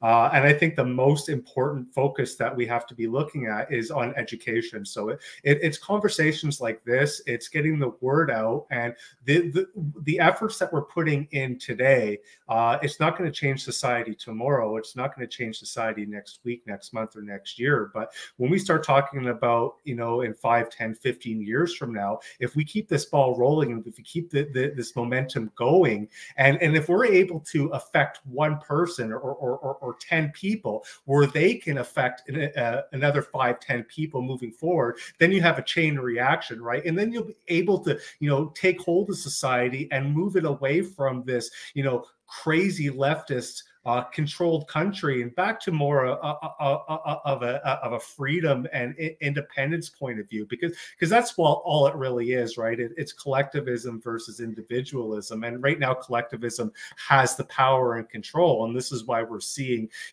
everything that we're seeing, the absolute lunacy from all aspects of society. So the only way that we're going to change that is through education, and it starts with conversations like this. I agree. Education is very key, and conversations like this are the seeds of a grassroots effort. You got to plant these seeds everywhere so this grass can grow. Donald, do you have some closing comments? And let's check your mic this time, and you're good. I think that if he wins one seat, if we win one People's Party seat in Parliament, the effect will be monumental. He'll win the seat for all Canadians, and he will be the only opposition in Parliament. I think that the effect of that cannot be underestimated. Absolutely. The talking point for a lot of people is the PPC can't win. So if that talking point's off the table, the doors will open, and I think you'll see a purple wave in 2025 if he's successful here. Joe, you want to close up the panel and have some final thoughts for the panel? Thank you so much for the opportunity. I would like to perhaps end this with a message of hope for Canada. It was just presented for the last 2.5 hours, Canada. Hope is on the horizon. It could arrive on the eve of the 19th. And even if it doesn't, by Max's own words, he'll see in October 25. Canada's worth it. I think that's really the message. There's a lot of hopelessness in the world today. We see it in the chat. Why vote? Why not vote is the response. My message to Canada is this. Hope is the evidence of you taking action. Manifest the hope by taking action, by getting involved, by having the conversations, not being afraid to approach topics, and have the courage to express yourself freely, because in this country, you have the right of free expression. Take the time to care about your neighbor in your community, to have the conversations so that Canada can continue to be free and strong. It's here, it's now, it's today. Reach out to someone, get mad and make a difference. Thank you, Canada, and enjoy the day. And remember, Canada Day is not too far away. See you then. Here, Joe. Thank you so much to my panel. Thank you all very much. Thank you to my chat. Thank you to my friends. Thank you to the people that don't like us. It all helps to get the message out, and I really appreciate it. To everybody that showed up today, merci beaucoup. Thank you very much. I do thank you for being here, and I am inspired more than ever to continue this fight. So on that note, remember, God bless.